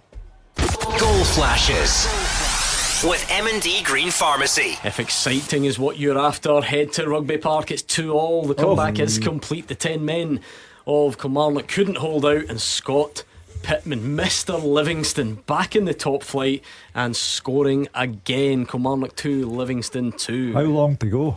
About 25 minutes with VAR. About five minutes or so. Yeah, because what was a positive first half for Stuart Kettlewell and a rousing reception at half time now threatens to be another kind of rousing. Yeah. Probably 10 minutes all in left. It changes now, doesn't it? Probably a point will look like a good result here for Kilmarnock. Now, if you're Stuart Kettlewell, you're thinking, I'll take the point and move on. Yeah. You're in total control of the game. Offside check on it, so let's not get too carried away. As it stands, it's 2-2. Yeah, David Martindale needed something to change for him in the second half, and Kilmarnock have played right in his hands and helped him, and now they're firmly back in the game and favourites maybe to go on and nick all 3 points. Could that happen? What a game though for the neutral on the opening day, Ross. That's what we're after. Yeah, we were talking about struggling last season for the first goal. of the new season. I got 4 here, and yeah, not with basic. Still got a bit We've to got go 4 as well. here, yeah, You fancy but a a winner? very good Of course, chance go of come 5. off. Yeah, very good chance of 5. You've went great the day with the. Do you know what? I'm thinking I will too be many phoning things. you at 7 o'clock tonight. What do you think? You think there's a winner here for? I think if you phone me at 7 o'clock, I'm not answering. Yeah. Kilmarnock Livy, the winner here. I think so. Yeah. Who for? Livingston. Goal given, so it is 2-2 with just under 10 minutes to go. Depends what's your appetite like if you're Livy. Do you think you've got them on the ropes? Yeah, you've got to go. Full throttle. You know what the crowd are like at Rugby Park as well. The rumbling and grumbling will have started. It won't matter to them that they're a player down. Fans never bothered about that. They don't take it into account. So if Livy did score and won 3-2 from 2 down, not good for How football changes you, right? You're looking at half time. David Martindale would have been sitting there thinking, oh, I'll take a draw in a minute. Yeah. Right. Stuart Kettlewell just now will be thinking, I'll take a draw. Martindale's thinking, I'm after a win. Remind us of your teaser again, Hugh. We'll do one last batch of wrong answers. Yes, this appears to be troubling the listening audience. I have played in a National Cup final in Scotland for a club outside the Old Firm. I have played with Mark Wilson, Tony Watt and Matty Kennedy. I've been managed by Neil Warnock, and I've played for clubs in 4 different countries. Who am I? Jim Ban thinks it's Junior Hoylett. And think again. Marco thinks it's Andy Robertson. Nope. Right, no one has got it, so I'm going to have to go serious clues here. Nobody's got that. Nobody's got it. That's Serious the clues first here. time for a long time. 2 of the players he's played with very sneaky because they were at international level. And neither of those 2 obviously have many caps. Well, Mark's got 1. Second of all, huge clue coming up. I'm feeling generous. First day of the season. It's a goalkeeper. Hurry up, go at Clyde SSB. Get your answers in right now. Can't do more than that. No. It's a goalkeeper. Come on. And I will explain all of the clues links together. Yeah. Okay. When I give you the answer. Cammy Russell's been sent off for Spartans, but I don't think that will change too much. Still 3-1 up away. Scored their first goal too. The East Kilbride on the opening day of the season. Something we didn't mention, which is quite incredible, because usually it's the number one topic when you visit Fir Park. Andrew, I was interested to note no Lennon Miller anywhere in your Motherwell team. He is fit, he is a Motherwell player. This tells you this is all just geared towards him leaving, I guess.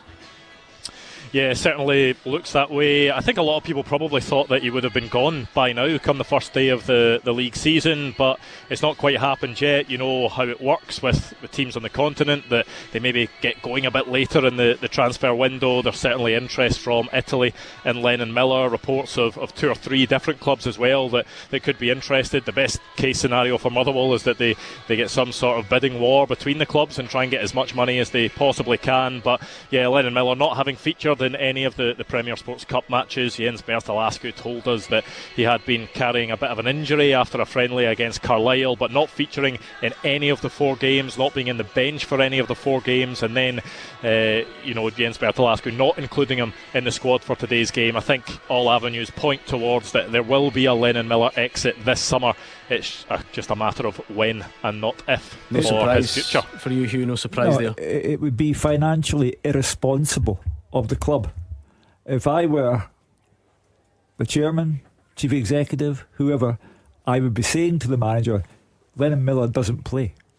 We can't run the risk of our biggest asset since David Turnbull being hurt. And I don't know the ins and outs of Motherwell's balance sheet, but if Lennon Miller fetches the kind of money we think he will, there must be a 7-figure sum there for the new manager to invest in players. That's how important the whole Lennon Miller situation is. But with regard to this one game today, I don't care who they're playing, it would be financially irresponsible as a club to play Lennon Miller. I don't think he'll get to spend 7 figures, but the wider point is clearly the relevant one that Hugh makes. Gordon Motherwell just feel they can't risk playing Lennon Miller. He might still be a Motherwell player. I think Motherwell fans would like him to play today in the sense that it would help the team, but that becomes secondary, really. I'd have been shocked if he was on that team sheet. Absolutely shocked. It'd have made no sense whatsoever. They know he's leaving the building. They know they're going to get money for him. Yes, it's a big game at home to Rangers, opening game of the season. Wanting to get off to a great start, you need all your best players on the pitch. We get all that, but the long view of it is simple. He's going to bring them very good money. Does it tell you how important this deal is, Ross? Because players have started the season before and moved. You know, it does happen. The kind of the obvious leader in the Motherwell fans' eyes for this sort of stuff was James McFadden. He started the season for Motherwell and scored 2 lovely goals against Partick Thistle and then moved to Everton. Matt Riley started the season for Celtic and went for big money. Is it just because this is just so crucial and because he's in that last year of his contract? Last year he's got to go, but also you look at all the sort of players who have left Motherwell over the last few years. The size of fee that they're going to be getting here for Lennon Miller is going to be massive compared to that. So they cannot run the risk of him getting injured and them not getting this money. It is paramount that this deal gets done. It doesn't matter when it gets done really, but as long as it gets done and they get the best possible fee. Okay, full time at Capello. Let's speak to Roger Hanna. Yeah, full time Morton 0, Dunfermline 0. To be honest with you, Gordon, it looked like that from about the first 20 minutes. It was well contested, it was fought out, but goal scoring chances really at a premium. Dunfermline probably had the more. Morton indebted a couple of times to on loan Wolves goalkeeper James Storer. His first save after 20 minutes to deny Pars front man Connor Young. He was at it again in 38 minutes, this time tipping Andy Todd's 20-yarder round the post. And in the second half, he was 2 good saves again, denying Young's free kick after 58 minutes, and 7 minutes later it was Josh Cooper who he stopped scoring this time. Morton did have a few chances, but it didn't really test on loan Rangers goalkeeper Mason Munn in the Pars goal. He only had 1 save of note to make, denying Cian Taylor after 26 minutes. It was 5-2, a couple of bookings on either side, and also Neil Lennon got into referee Dan McFarlane's book, albeit it looked like it was another member of the Dunfermline backroom staff guilty of dissent in the second half. Billy Davis in charge of Morton today. Dougie Emery absent because of personal reasons. He made 4 changes in the second half that included a debut for former Scotland striker Eamon Brophy, but the Wolves never got a sight of goal. As I say, chances really at a premium. A point just about fair, a point apiece. Morton 0, Dunfermline 0. Not the most exciting afternoon for Roger, but we're up and running. It's also finished in Perth. Fraser Wishart. Yeah, in contrast to Roger, we had a really exciting day. If you're a St Johnstone fan, not so much. If you're a Partick Thistle fan, and the St Johnstone fans haven't left, because the final score was St Johnstone 5, Partick Thistle 1. An emphatic victory that didn't really flatter St Johnstone. This form, they'll be the team to beat in the championship. For the kick-off, they set out to attack Partick Thistle, and although they scored 5, it could have been more. James McPake hat-trick, the pick of the bunch. They should have been ahead before Partick Thistle took the lead against the run of play in 15 minutes. Really good reverse pass by Logan Chalmers into the path of the fullback Cammy Logan. Low cross to the back post, 6 yards out, and it was left back Paddy Redding that turned the ball home from 6 yards. But 90 seconds later, it was the equaliser. Holt with a very clever short pass. It cut out 2 defenders. Jamie Gullen was composed in the box and high finish into the back of the net. 28 minutes, 2-1. Josh McPake cut in from the left and curled a low shot into the bottom corner. Really clever finish by the winger. In 37 minutes, he got his second to make it 3-1. Stevie Mallon had a driven cross low across the face of goal, a couple of yards out. The ball bobbled around and it was bundled home by McPake at the back post. There was a change of formation by Matt Wilson, changed a 3-4-3, brought in Stanley. It made little difference. It's 4-1 to St Johnstone 2 minutes into the half. McPake with his hat-trick, very similar to his first goal. He cut inside and just passed the ball. Lovely finish low into the back of the net. Things look really bad for Thistle, in danger of becoming a rout. St Johnstone just continued the parade towards the Thistle goal. A real blow for St Johnstone. Hat-trick hero James McPake took a kick. I think he could have played on, but Stephen Valakari took no chances and took him off, as he did with Jamie Gullen 10 minutes later. He'd been so influential, played really well.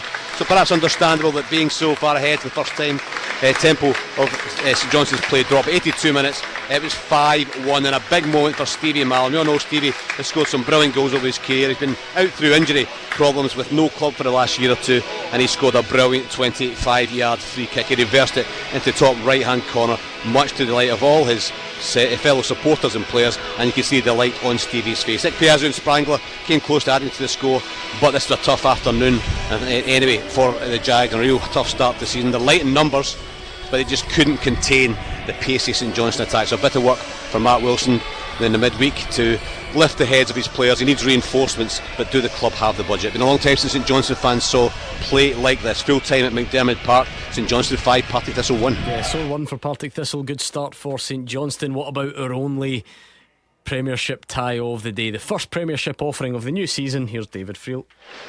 Full time, Gordon, Kilmarnock 2, Livingston 2. As you say, it's the first tie of the Premiership season. Let's just hope this is a sign of things to come over the coming months. We had 4 goals, we had a red card, we had plenty of VAR drama, and we also saw a lot of good football. When the dust settled on the game, both sides had to settle for a point after a day of so much drama at Rugby Park. Gennaro Daniels and David Watson and Kelly 2-0 up at the break. Looks as if they would see the game out, but George Stanger's red card led to Robbie Muirhead scoring from the spot for Livy. They then had half an hour to find equaliser, and it finally came in 86 minutes when Scott Pittman, that long serving player, that midfielder, he's always there to just a brilliant finish. Both sides tried to find the winner after that, but it finished in a draw, and I think that was probably fair. Livy had more possession in the first half, played some nice stuff, but Kelly were ruthless with 2 goals just before the break. For the first, Liam Polworth robbed Adam Montgomery, played in Daniels for a lovely finish over Jerome Prior. Offside flag went up, but after a lengthy VAR check, the goal was allowed to stand. Livy were still recovering from that setback when they conceded again just 2 minutes later. Jamie Brandon's low cross was pushed out by Prior, and David Watson was in the perfect place to finish from close range. Gordon Dale called Davy Martindale a foxy old character. You knew he would do something, and he threw on Zach Rudden in attack and changed to a 3-5-2. That helped bring out the best in Robbie Muirhead, who started to really come into the game. He'd one penalty claim turned down, but then got the second one after being pulled back by Stanger in the box. Referee Matthew McDermott waved play on. He wasn't interested, but VAR John Beaton stepped in, and a penalty and red card followed. Muirhead, he was never going to miss. He made it 2-1 with a perfect spot kick, and then almost equalised with a free kick from 25 yards. Livy were throwing everything at it. Stevie make him off the bench. The last 15 minutes he almost scored with a low shot. Really good save from Max Stryek. You wondered if they were going to get it, and it finally did arrive. 86 minutes, Lewis Smith, another sub, raced down the right, picked out Pittman, and he found the top corner with a brilliant finish. Livy tried, Kelly tried, but in the end a draw was a fair result, and what a game this was. Full time, Kilmarnock 2, Livingston 2. Well, a share of the spoils in the end. Only one thing that we need to do before we start taking your phone calls, so get them in right now, 01419511025. But let's round this off, you. The second half teaser with the scottishsun.co.uk/football for the best football news and opinion online.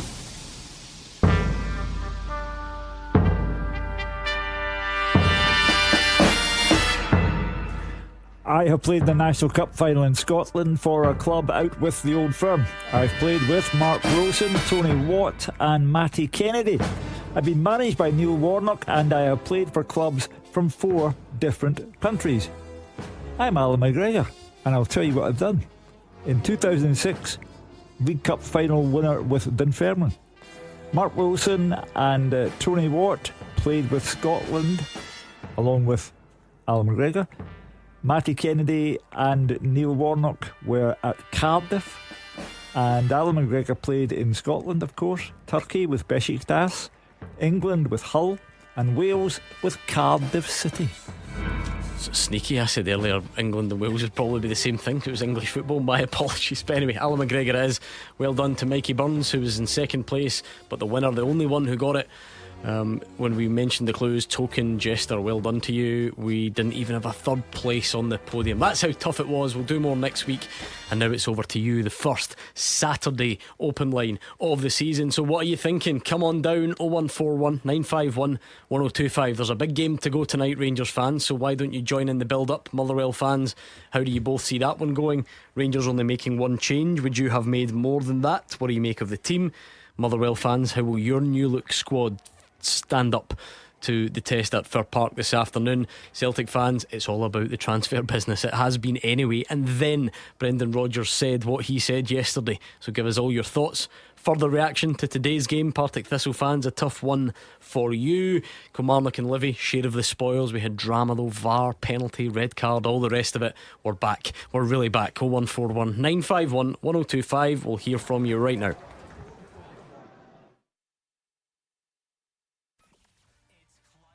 Super Scoreboards open line 0141 951 1025. Well, we're back up and running in the new Scottish Premiership season. One game down, it was a cracker. Kilmarnock 2, Livingston 2, and we've got another big game just about to follow at Fir Park. It's a 5:30 kick-off. It's a new regime for both. Russell Martin's first Premiership game.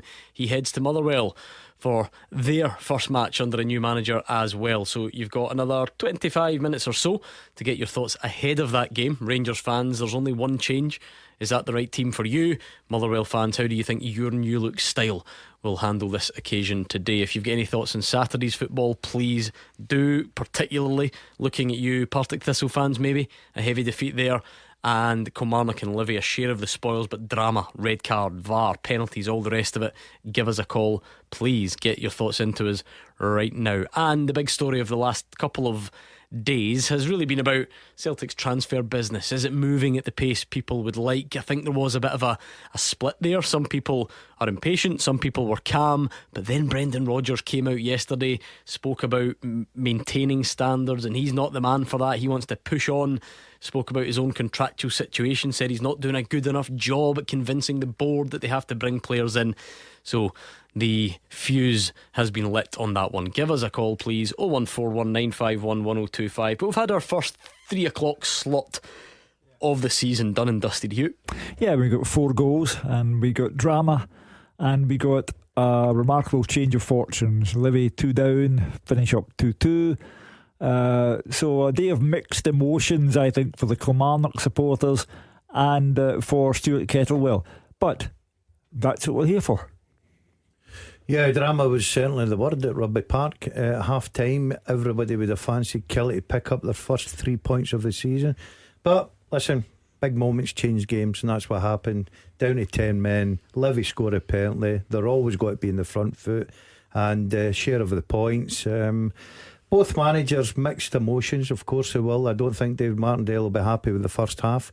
Be delighted the way his team come back into it. Stuart Kettlewell would have been delighted with the first half, bit disappointed the end result. But we go on, we've got a game now at Fir Park, the Championship, plenty of goals in there as well, plenty of excitement, and I feel that's the way it's going to go all weekend. Sets us up nicely, doesn't it, for the 5:30 kick-off? If this game is quite as good as the Killie Livy game, then we're in for a good game. 4 goals, red card, penalty, VAR. Had a bit of everything. Just a nice quiet start. A bit of everything. I know that there'll be 37 other games for Rangers to play after this evening at Motherwell, but this is Planet Scotland. This is Planet Super Scoreboard. If Rangers win tonight, the Rangers fans will say, well, go on then, Celtic under pressure tomorrow, the manager doesn't want to be there, the club's in chaos, etc, etc, etc. That's how we roll. 01419511025. How are you rolling this evening? What are you thinking ahead of this game that's about to come tonight? Maybe ahead of tomorrow. Flag Day has barely got a look in because it's all about transfers. This is a celebration, supposed to be, a few Celtic fans, of the success last season. You lift that trophy, you get the flag the next season. That's how it works in this modern era. You do it time and time again. But clearly there is a lot going on there at the moment. If you want to look back on today's football as well. And of course, Gordon, we go right through to Monday night as well. We get Falkirk tomorrow back in the top flight for the first time in 15 years, and then a real cracker on Monday evening. Yeah, some good fixtures in there. You look at, you're quite rightly saying there, Gordon, Falkirk against Dundee United tomorrow. You've got Hibs going up to Dundee. A lot of the pundits predicting that they're going to get relegated, so it's important they get off to a good start. And then I think there's an absolute game of the weekend, or well, obviously the first opening games is Hearts at home to Aberdeen. Aberdeen, Scottish Cup champions. Hearts with Derek McInnes looking for a big season. So I think that'll be a cracker. But I'm looking forward to tonight's game, Gordon. I really am. I'm looking at pictures coming in from Fir Park. The pitch, once again, is magnificent. Can Rangers go there and pick up their first 3 points of the new season? David is first through on the line. How are you, David? Hi, David, can you hear us? Don't know where David's got to. One more time. David, can you hear us? Hello, how you doing? We've got you now, David. What's your point tonight? So with the Rangers starting selecting it, to tell you the truth, sorry, how you doing, lads? All good, thanks. All good. You've obviously watched the European game during the week, yeah. Mm-hmm. Tavernier, how many times did he give the ball away? Big shooter. How many times did he give the ball away? Now, I don't know, but I'm unhappy about that starting select today right away. Now, I know Tavernier's done us a favour. I've always been a Tav lover. Same as Big Dessers. I've always been a Big Dessers lover, but Tav, I don't know. I know he's due a testimonial on that, but you've got to drop him. That boy Aarons, or Aarons, or whatever you want to call him, he's as soon as he gets put into Tav's position, it's a different ballgame. David Martindale, beg your pardon, Russell Martin doesn't agree with you, Same David, hairdo. because he has said that no one is impressing him enough to make those changes. So you may have your reservations about Tavernier or Max Aarons, but the manager, Russell Martin, doesn't see anyone in training every day that he would sacrifice those players for. I agree with David. I'm a bit surprised with the starting lineup. I thought he would have changed the two sort of wide men. He's changed one. I thought Dow would have maybe come out. He's got options there in the wide areas as well. Cortez is there, Barami's there. You know, he could have tweaked the system a little bit. I get back to David's point, right? We get this every single season about Tavernier. I feel so sorry for him.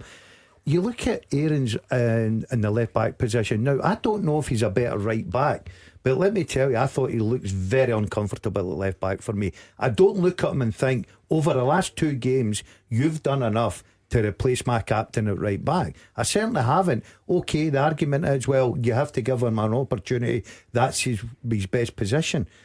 Tavernier's there because, yes, I don't think he had the greatest game the other night. I thought he looked a bit ropey. He wasn't alone, let me tell you.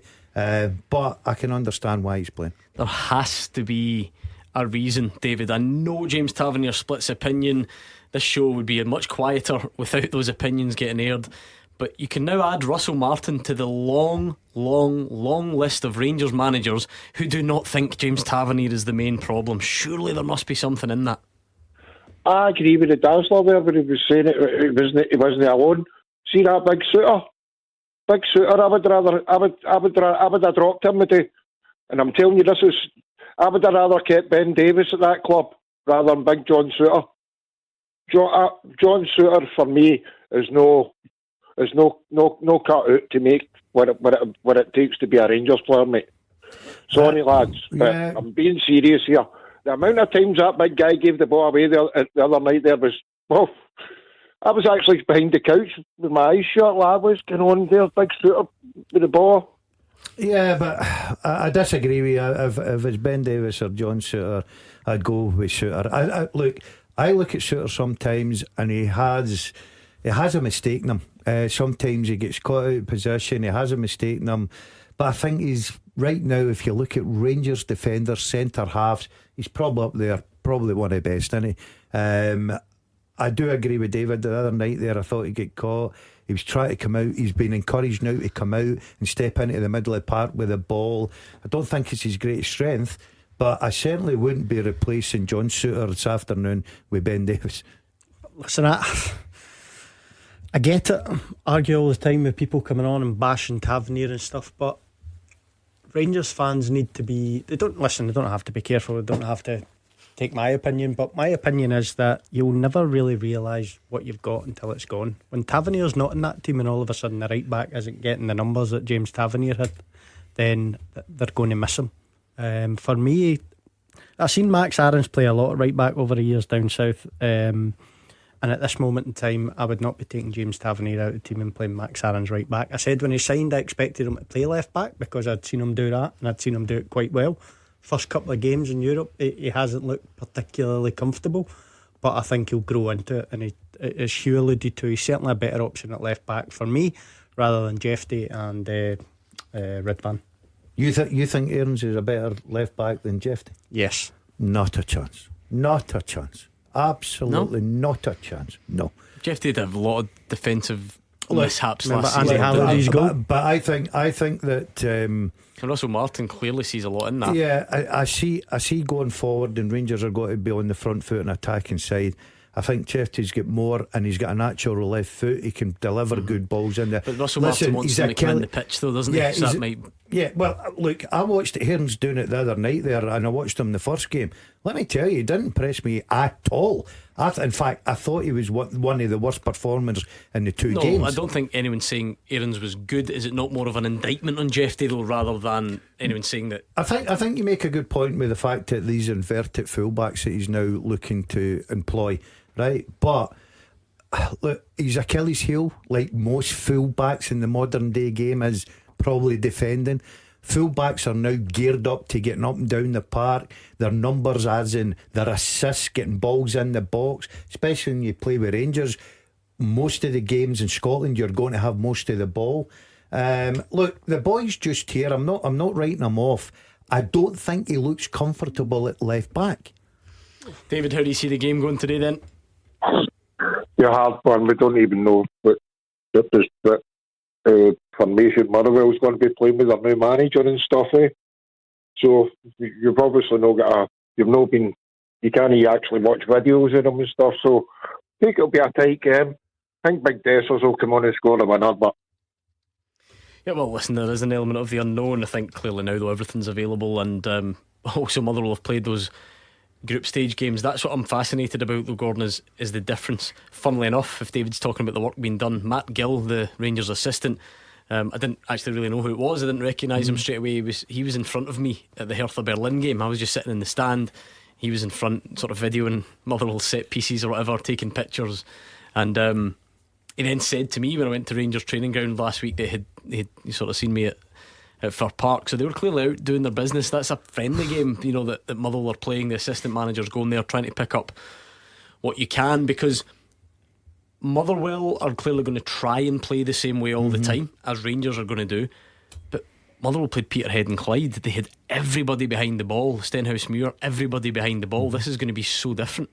100%. You would imagine that Rangers will probably dominate most of the ball tonight, but Rangers will have looked at every single game, even pre-season, at Motherwell, because they're under a new manager, under a new system, under new players coming in. I agree with what Ross said earlier, and it happens to all teams. When a big team like Rangers and Celtic come calling, as a player in that dressing room, for some unknown reason you get that little bit more of a lift, because you're going out, it'll be a good atmosphere, the pitch is brilliant, opening game of season, you're up against Rangers, so as an opposition player you do get the lift.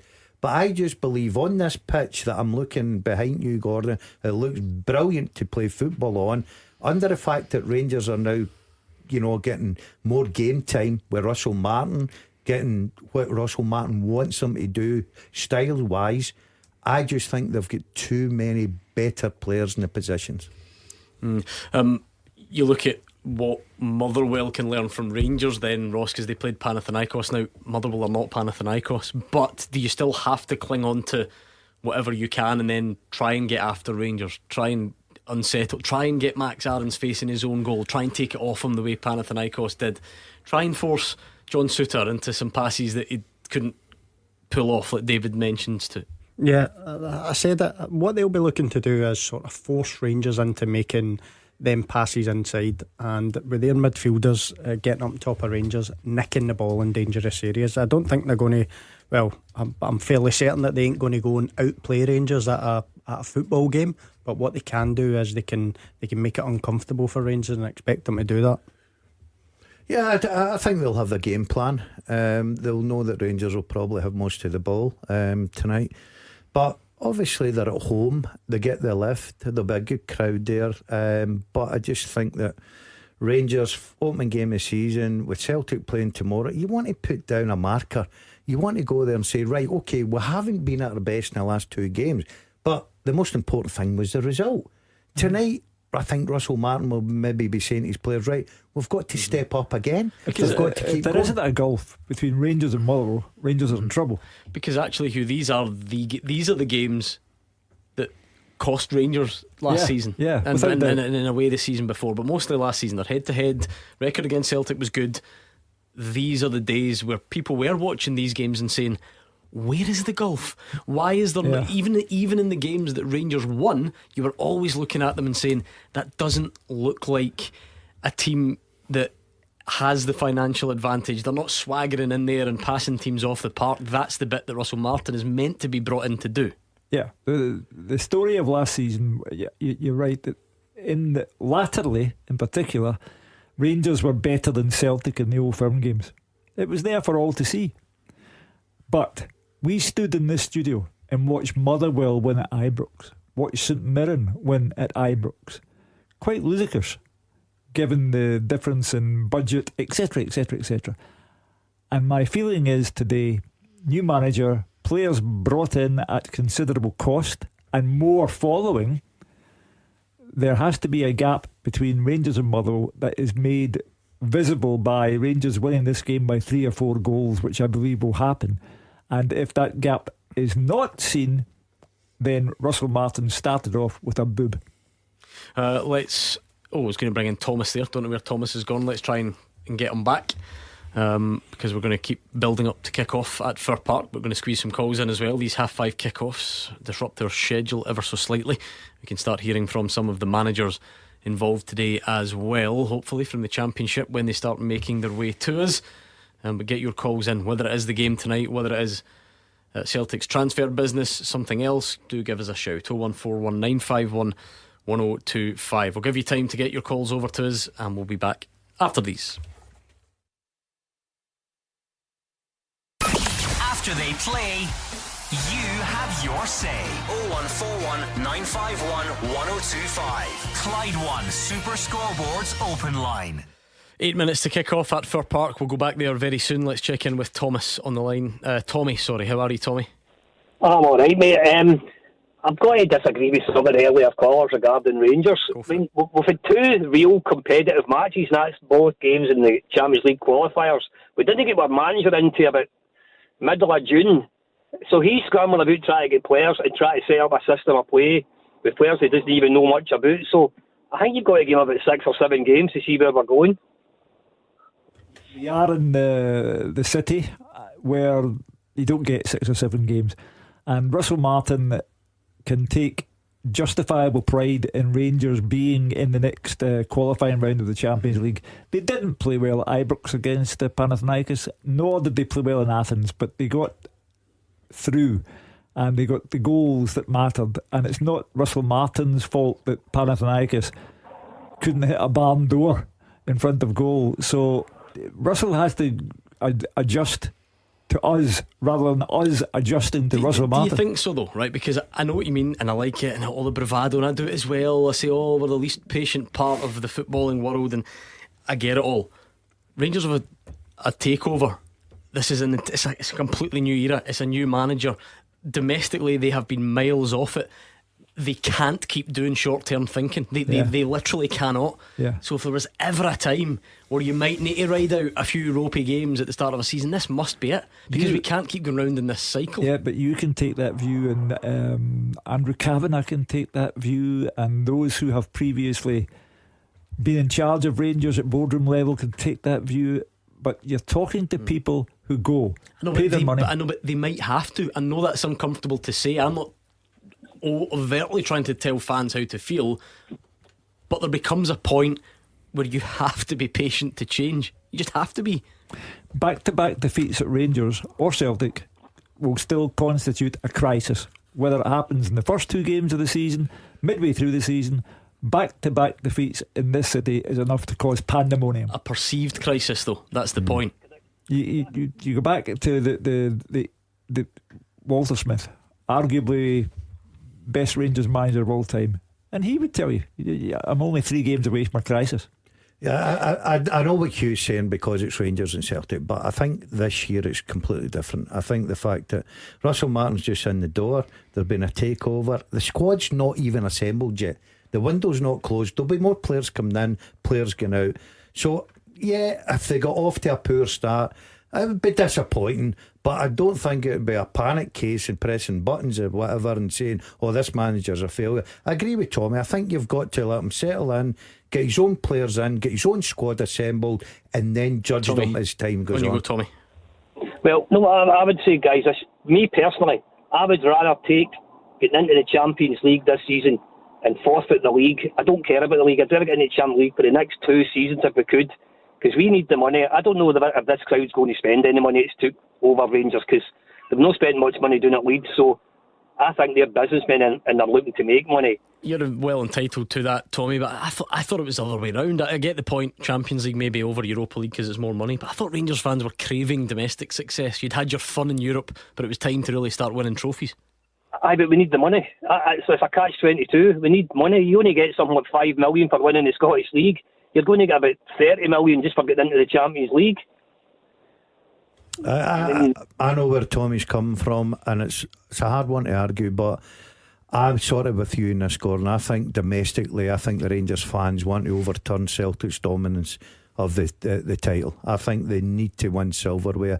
Champions League would be a great bonus, because I think Tommy does mention the fact that it's a lot of money, but your bread and butter, I think, for the Rangers supporters of win the league, that's important. By the way, win the league, I take the point right now, Panathinaikos, Victoria Pilsen, but if you want in the Champions League next season, need to win the league. You know, that's how it follows. You know, as I said earlier, Rangers have been dealing with systemic failure for 15 years, and they must want a domestic success. They must. And now they perhaps look at Celtic Park and think all is not well there. The manager deliberately went out of his way yesterday to tell everyone that he's not happy. So they must be hoping for a good start, positive start to the league season, and a proper challenge to Celtic. If Rangers in their current state get into the Champions League group stages, I'm afraid they'll take 1 or 2 hidings there. That's not to say, as Tommy rightly suggests, it's a fantastic financial boost, and that's the most important thing. But into that equation, there has to be the end of the systemic failure on a domestic level. Again, I respect Tommy's own personal take on it. He invests his money in a way that I don't, Ross. It just feels from the outside more like a real statement would be Rangers winning the league rather than what they do. Before you even get the chance to answer it, I didn't realise we were so close to kick-off. Let's speak to Andrew McLean. Yeah, the teams have made their way out the tunnel. The sun is shining. The pitch, as it normally does at Fir Park, looks immaculate. There's a big home support with a tifo over the far end celebrating 130 years of Fir Park. A packed out away end over to my right as well, where Rangers fans have blue, red and white flags waving. New managers, new players. It is a lovely recipe for the first Premiership match of the new season for both Motherwell and Rangers, and it will be a real interesting test for both, for Russell Martin and his philosophy and ideas that he's trying to put across, because how will this work against Scottish opposition? A lot of people are looking forward to seeing that. You know, this is the bread and butter, the games that are expected to come out of with all 3 points, and those away fans who I think have all made a concerted effort to turn up wearing blue today, they'll be making their snap judgments. They've already been doing that in the games against Panathinaikos, and this could be a glimpse into how Rangers could fare in the Premiership season, how strong a challenge Rangers can put in on Celtic this campaign. Although Russell Martin will tell you it's early days, it's only the first league game of the season, he's still trying to get his ideas across, and it is a work in progress. They're up against a team who are also instilling their own philosophy. Jens Bertolascu, he wants to play possession football, he wants to be expansive. How will that fare against a Rangers side who are expected to have more of the ball and expected to put the pressure on them today at Fir Park? I'll just give you a quick recap of both teams. Motherwell unchanged from last time out. Callum Ward remains in goal. The back four: Johnny Katrumbis, Paul McGinn, Liam Gordon and Emmanuel Longello. It's a midfield three of Elliot Watt, Lucas Fadinger and Callum Slattery, Elijah Just and Tawanda Masmanise either side of Apostolos Stamatolopoulos. In goal for Rangers, Jack Butland, it's James Tavernier, Nasser Jiga, John Suter and Max Aarons across the back line. Joe Rothwell, Mohamed Diamande and Nico Raskin in midfield. Kieran Dowell on one side, Jady Gassama in for his first start on the other side, and Danilo leading the line for Russell Martin's side. The referee for this one at Fir Park is Stephen McLean. The VAR is Andrew Dallas, and Joe Rothwell standing over the ball just waiting for that signal, and the whistle has now been blown by Stephen McLean. We are underway at Fir Park. Clyde One Super Scoreboard Goal Flashes with M&D Green Pharmacy. Get set for the season with expert pharmacy support. And just like that, the Russell Martin domestic era is underway, and the league era for Jons Bertel Askew is also underway at Fir Park. That looks like an opening day fixture. The pitch is unbelievable, the sun is shining, and Motherwell are in already but cleared away by John Suter. Give us your prediction please, Hugh. Motherwell 0, Rangers 3. Ross McCormack. 1-1. Gordon Dale. I'm going 3-1 Rangers. Okay, it looks brilliant though, doesn't it? That feels like an opening day fixture. How good does that pitch look? I've got to say, that pitch looks like a bowling green. But you can't, so Shane, can't play football in that. Can't play football anyway. And see, you're seeing already what we spoke about Motherwell, and there we go, the goalkeeper's come out, he's lost it, and Rangers are about to drive forward through Danilo. This is exactly what this new look Motherwell style can risk. And there's, I think, a head knock down in the penalty box. The referee might need to think about stopping that. I don't know if he's clocked it yet. This new Motherwell style might relegate them. Yeah, it's quite a snap judgment. Oh, it's 50 seconds in. By the way, I'll tell you what, over a minute, it's a good pace to the game already. Motherwell right on the front foot. Rangers come back there down the left hand side. Motherwell make a little bit of harsh here. I don't know why he's holding his face there. It looked like an elbow to the shoulder. But, you know, we saw just a very quick snapshot there of it, Gordon, and what it is it's a combination of things. The style needs to fit the ability of the players, and then vice versa. So there is nothing wrong with the goalie being there as long as you keep the ball. But when you don't keep it, and actually he's been let down by one of his players there, because it's a really, I think it was maybe Elliot Watt, it is an extremely simple pass that he makes a mess of. Yeah, you said earlier, Gordon, in pre-season that's the style that Motherwell adopted. Rangers know that, so they're going to trigger a press. Similarly, now you see Motherwell doing it at the other end. Are doing the exact same. So tactically, both teams will have an idea of how they're going to go about this game. But Motherwell need to be careful, because we all say it, especially against the bigger teams. Keep yourself in the game. Don't give away cheap goals. And Rangers, though, not managing to work it from that throw in. Joe Rothwell just passes it straight out of play from the throw in, and it's going to be a throw into Motherwell down in that corner. It looks lively. This is the way we like it, Hugh. This is what we've missed over the summer. Yeah, I say that there's the main story in town is, can Rangers finally end Celtic's domination? 14 titles out of the last 15 for Celtic, and they are now under new ownership, a new manager, almost a team full of new players.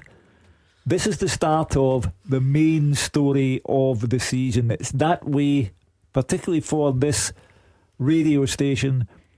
Celtic and Rangers, this city, and every game vital. Free kick to Rangers for an offside there, I think Masfinisi. But again, Rangers don't look comfortable playing out either, and then Motherwell, they give it back, so that's fine. I don't mind new styles feeling their way in. Why not, Gordon? See, especially for both of them, right? I know what we're going to do. Every time Rangers pass it out from the back and make a mess of it, everyone's going to panic, and Motherwell are going to do the same.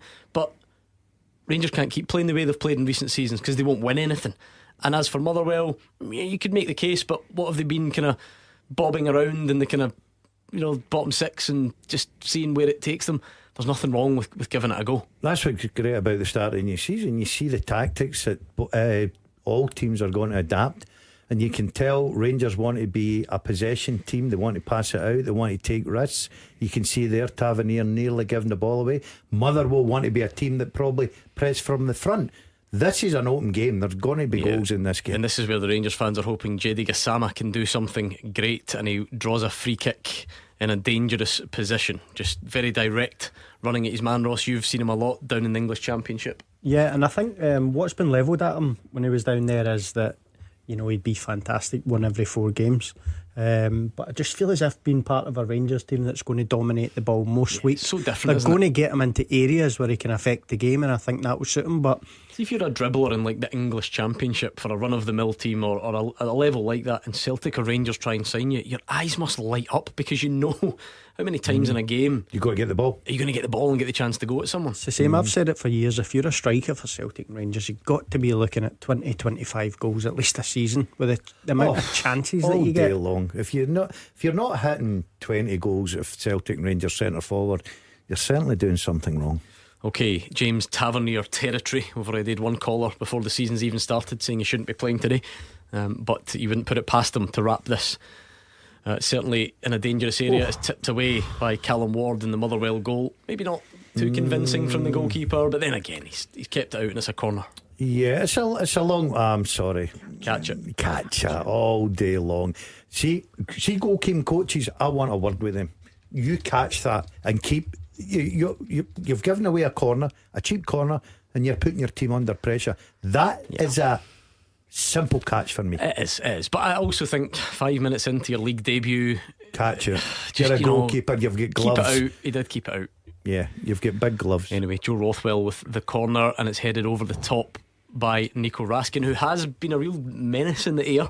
If you look at some of the games last season, bit of a change there, Ross, from what we're used to. James Tavernier tends to take all of Rangers' corners, but we did get a little hint of that in pre-season, that Joe Rothwell would be taking them. Yeah, and do you know what? I was actually thinking when the free kick given that it would be interesting to see if Tav actually does take it, or if Rothwell stands over it. I've seen him hit a number of free kicks. Great play from Motherwell. It's nice, and that's what we're saying. That's what you need your goalkeeper to do. That is a beautiful pass from Callum Ward. Rangers were right on the front foot, pressed him high. They didn't panic. Back to the goalkeeper, and he just fired a lovely ball out there and broke the press. So that was a good move from Motherwell. I'm enjoying this, Hugh, just because it's two new styles, and just seeing how it all pans out, and it's exciting for a new season. It would have been easy and excusable if Motherwell had been slightly overawed by it all. The new Rangers, Russell Martin, new players, the defeat of Panathinaikos over 2 legs, etc, etc, etc. But they do not look cowed, overawed. They look positive, optimistic. They're moving it well. I've got to say, everybody taking responsibility. Nobody's hiding. They're playing it out from the back. They're trying to keep the ball, which is important if you're playing against. I said earlier in the programme I thought the Rangers would dominate the ball. So far, Motherwell have been at it. Yeah, they've pressed Gassama and taken it off him and tried to go down the right. Nico Raskin maybe could have been penalised for holding back Fadinger. I think Andy Halliday said he's the fittest, or one of the fittest players he's come across, Lucas Fadinger, one of the new signings. And again, though, to highlight the potential disruption, Gordon, if you remember the timeline, Lucas Fadinger was signed by Michael Wimmer. Yeah. Then left, and a new manager has to come in, and there were clearly plans already in place for the former Motherwell manager. Yeah, exactly. And then obviously that has to be ripped up. New manager comes in, different ideas. But so far, I think if you're a Motherwell fan, I know it's early, 8 minutes in, I'm quite impressed with this. There's an extreme example who's not out there today because he's still injured, but Jordan McGee was signed on a pre-contract by Stuart Kettlewell. Then Michael Wimmer came in and met up with him and said, don't worry, I'm looking forward to working with you. And now they've got a third manager and he's not kicked a ball yet for Motherwell. So it shows you how fast football moves. So much change, isn't it? So much change. But Gordon's right. It's exciting. It's the way this game's going to go. You look at Rangers, the way they play out there. Motherwell have been doing the same. They've been caught a couple of times. Rangers will probably get caught as well. It's an exciting game. That was half excellent, half lucky, I think, from Joe Rothwell. I'm not sure it went exactly where he intended, and then it's curled past the post by Jedi Gassama. Yeah, good build. I do agree. I thought he got a little bit of luck, but the minute they got that, breaking the press, that's a good effort. Just past the post. Good pace to this game. I think everybody's enjoying it so far. This is the first game he started, but he has scored twice, Gassama, for Rangers, home and away Europe. He has the makings of an absolute superstar for Rangers. That was a terrific effort on goal. He just has that knack. He's a real threat anywhere near the goal. The finish the other night was incredible. You, even pre-hip replacement, I think might have struggled. I couldn't. I didn't have that in my locker, I've got to say. It was brilliant, composed, great finish, and it was great timing for Rangers. Motherwell could be in behind here with Katrumbis. It's fired across and almost put into his own net by Giga at the back, but does well, and Jack Butland catches. Never the chance of a pass back. Clearly an accident, and a threatening move from Motherwell. Yeah, they look lively, Motherwell. They look sharp. I'm just looking at the formation. They're letting Rangers come so far. and then they're going on the press and putting them under a little bit of pressure. As I say, good opening to the game. Yeah, really enjoyable 10 minutes. No real chances yet. Motherwell 0, Rangers 0. We'll take more of your calls as well after these. The games are over. The talking begins. 0141 951 1025. Clyde 1 Super Scoreboards Open Line. Motherwell 0, Rangers 1. And for all the talk about styles and passing, it's simple. It's a set piece, it's a corner, and James Tavernier, who usually takes them, is in there to head it in to the bottom corner. Motherwell might feel like they shot themselves in the foot because they gave the corner away in frankly ludicrous circumstances.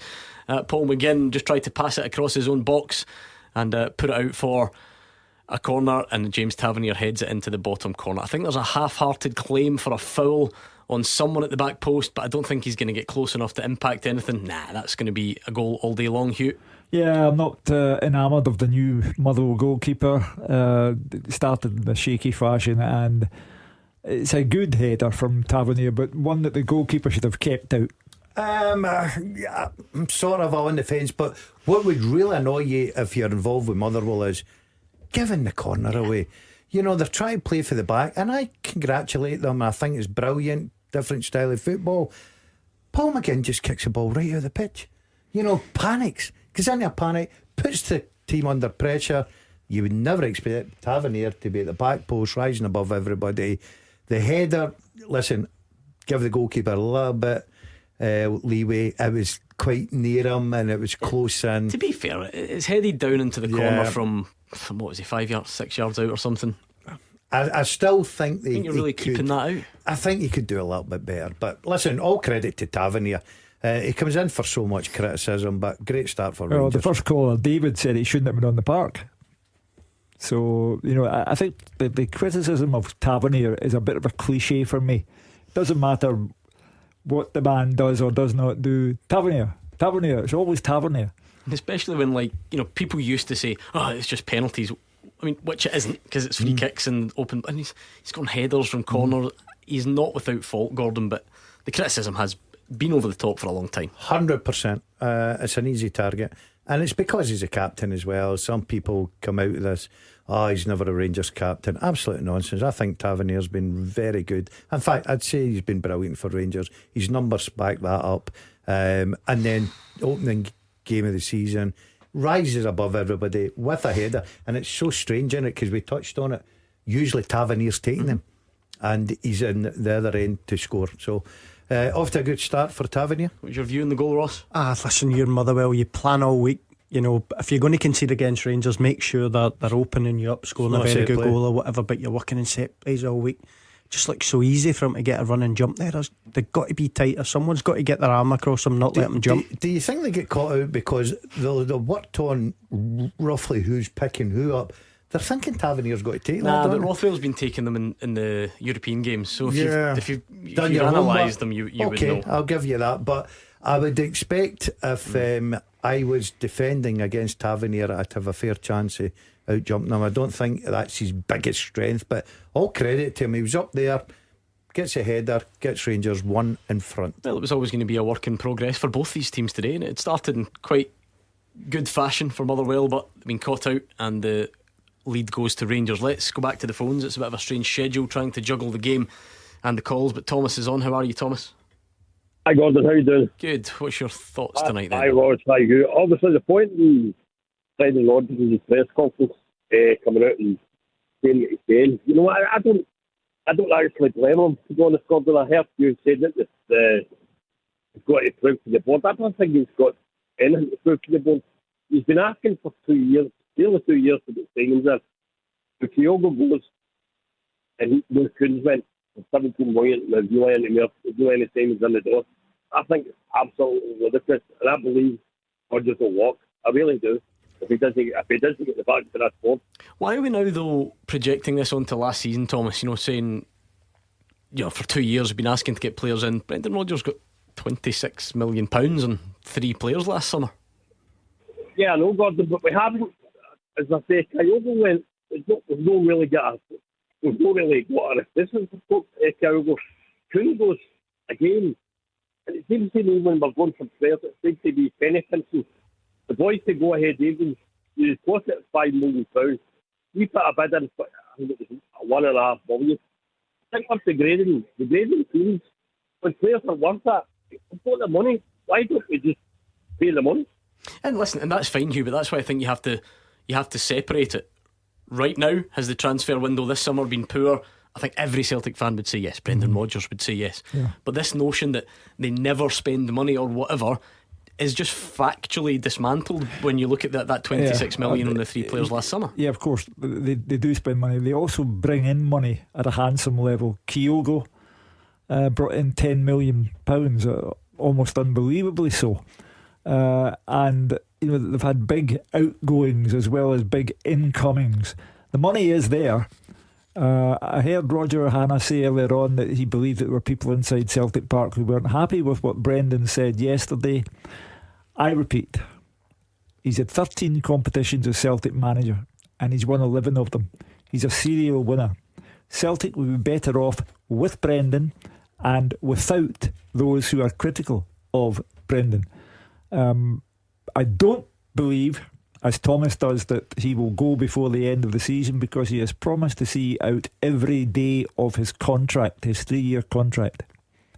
And I don't believe that he would want any stain on his legacy by leaving before the season was over.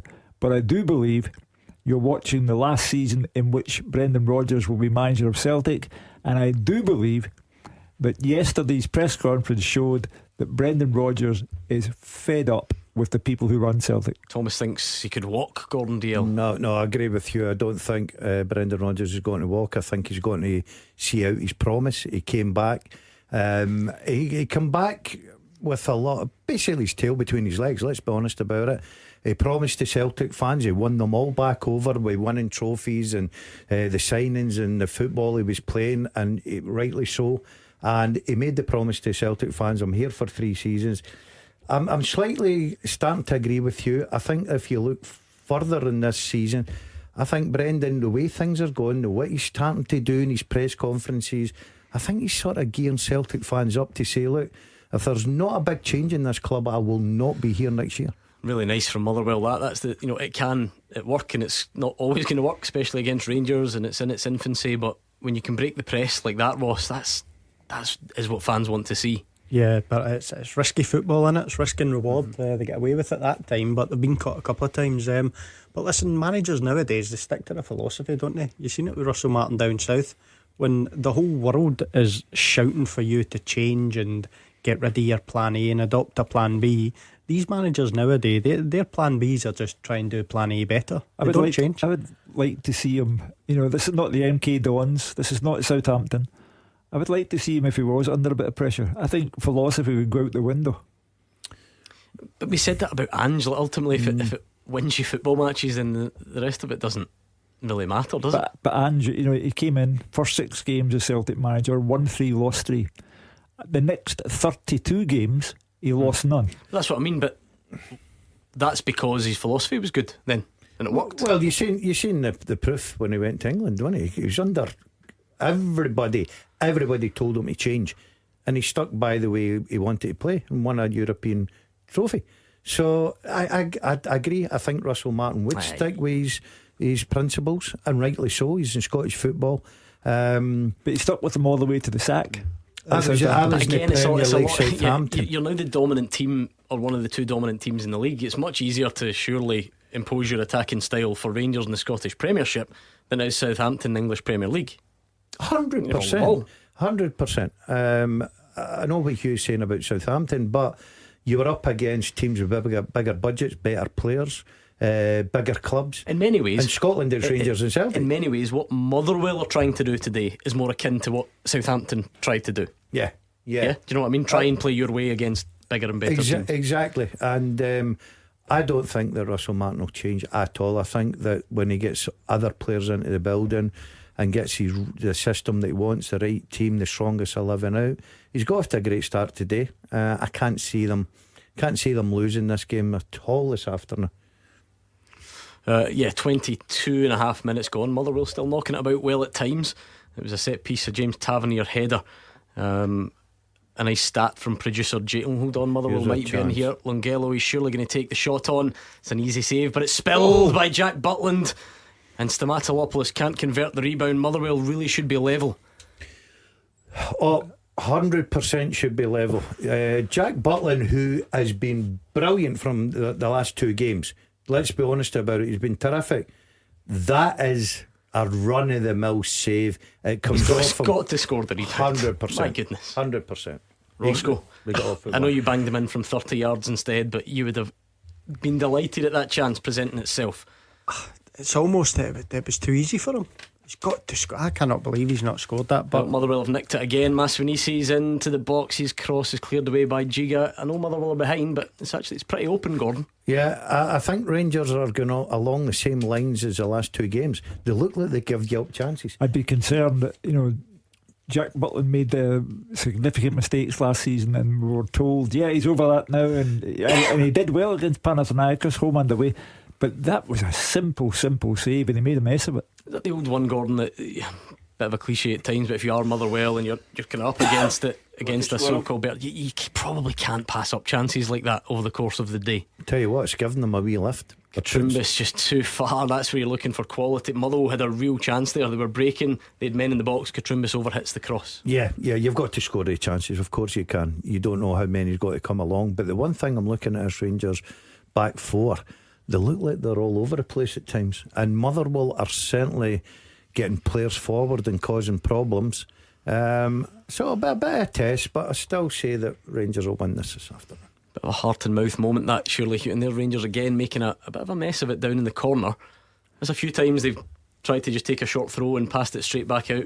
As I say, you can't overlook this. I know the season is in its absolute infancy, and they've only had, this is their 3rd competitive match, but in all of those 3 matches the defence has been highly suspect. And I repeat, if Panathinaikos were even adequate in front of goal, Rangers would have lost that tie. Well, we've got a game on our hands here. We'll leave you with one final Motherwell attack. I think it is going to be snuffed out as Jack Butland kicks it away. It's been lively, it's been interesting, and Rangers have the lead thanks to that James Tavernier header. Only one Premiership game this afternoon. It was a cracker. It finished 2-2 between Kilmarnock and Livingston. Flag Day at Celtic tomorrow amidst all the grumblings about transfers. Falkirk's return to the top flight after 15 years. We welcome Hibs back from European exploits and look forward to Monday as well. Don't forget the biggest news of the season, forget the signings, is that Super Scoreboard is now on 7 days a week. So make sure you join the guys tomorrow afternoon. I'll speak to you Monday. Andrew McLean will look after you tomorrow,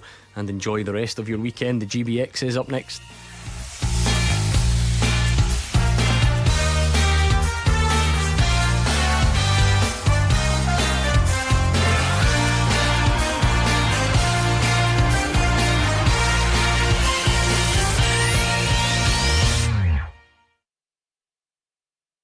Pay attention. The ferry leaves at 10 a.m. Roads are busy. Great. Dad, pack the boot. Yeah. Rosie, got your teddy? Honey, how's the car? Windows clean, car wax, I meant the tyres. Oh, sorted them at Quick Fit last week. Brilliant. Planning the perfect getaway this summer? Make sure your tyres are up for the job. Book today at quickfit.com or your local centre. Quick Fit. Drive away happy every time.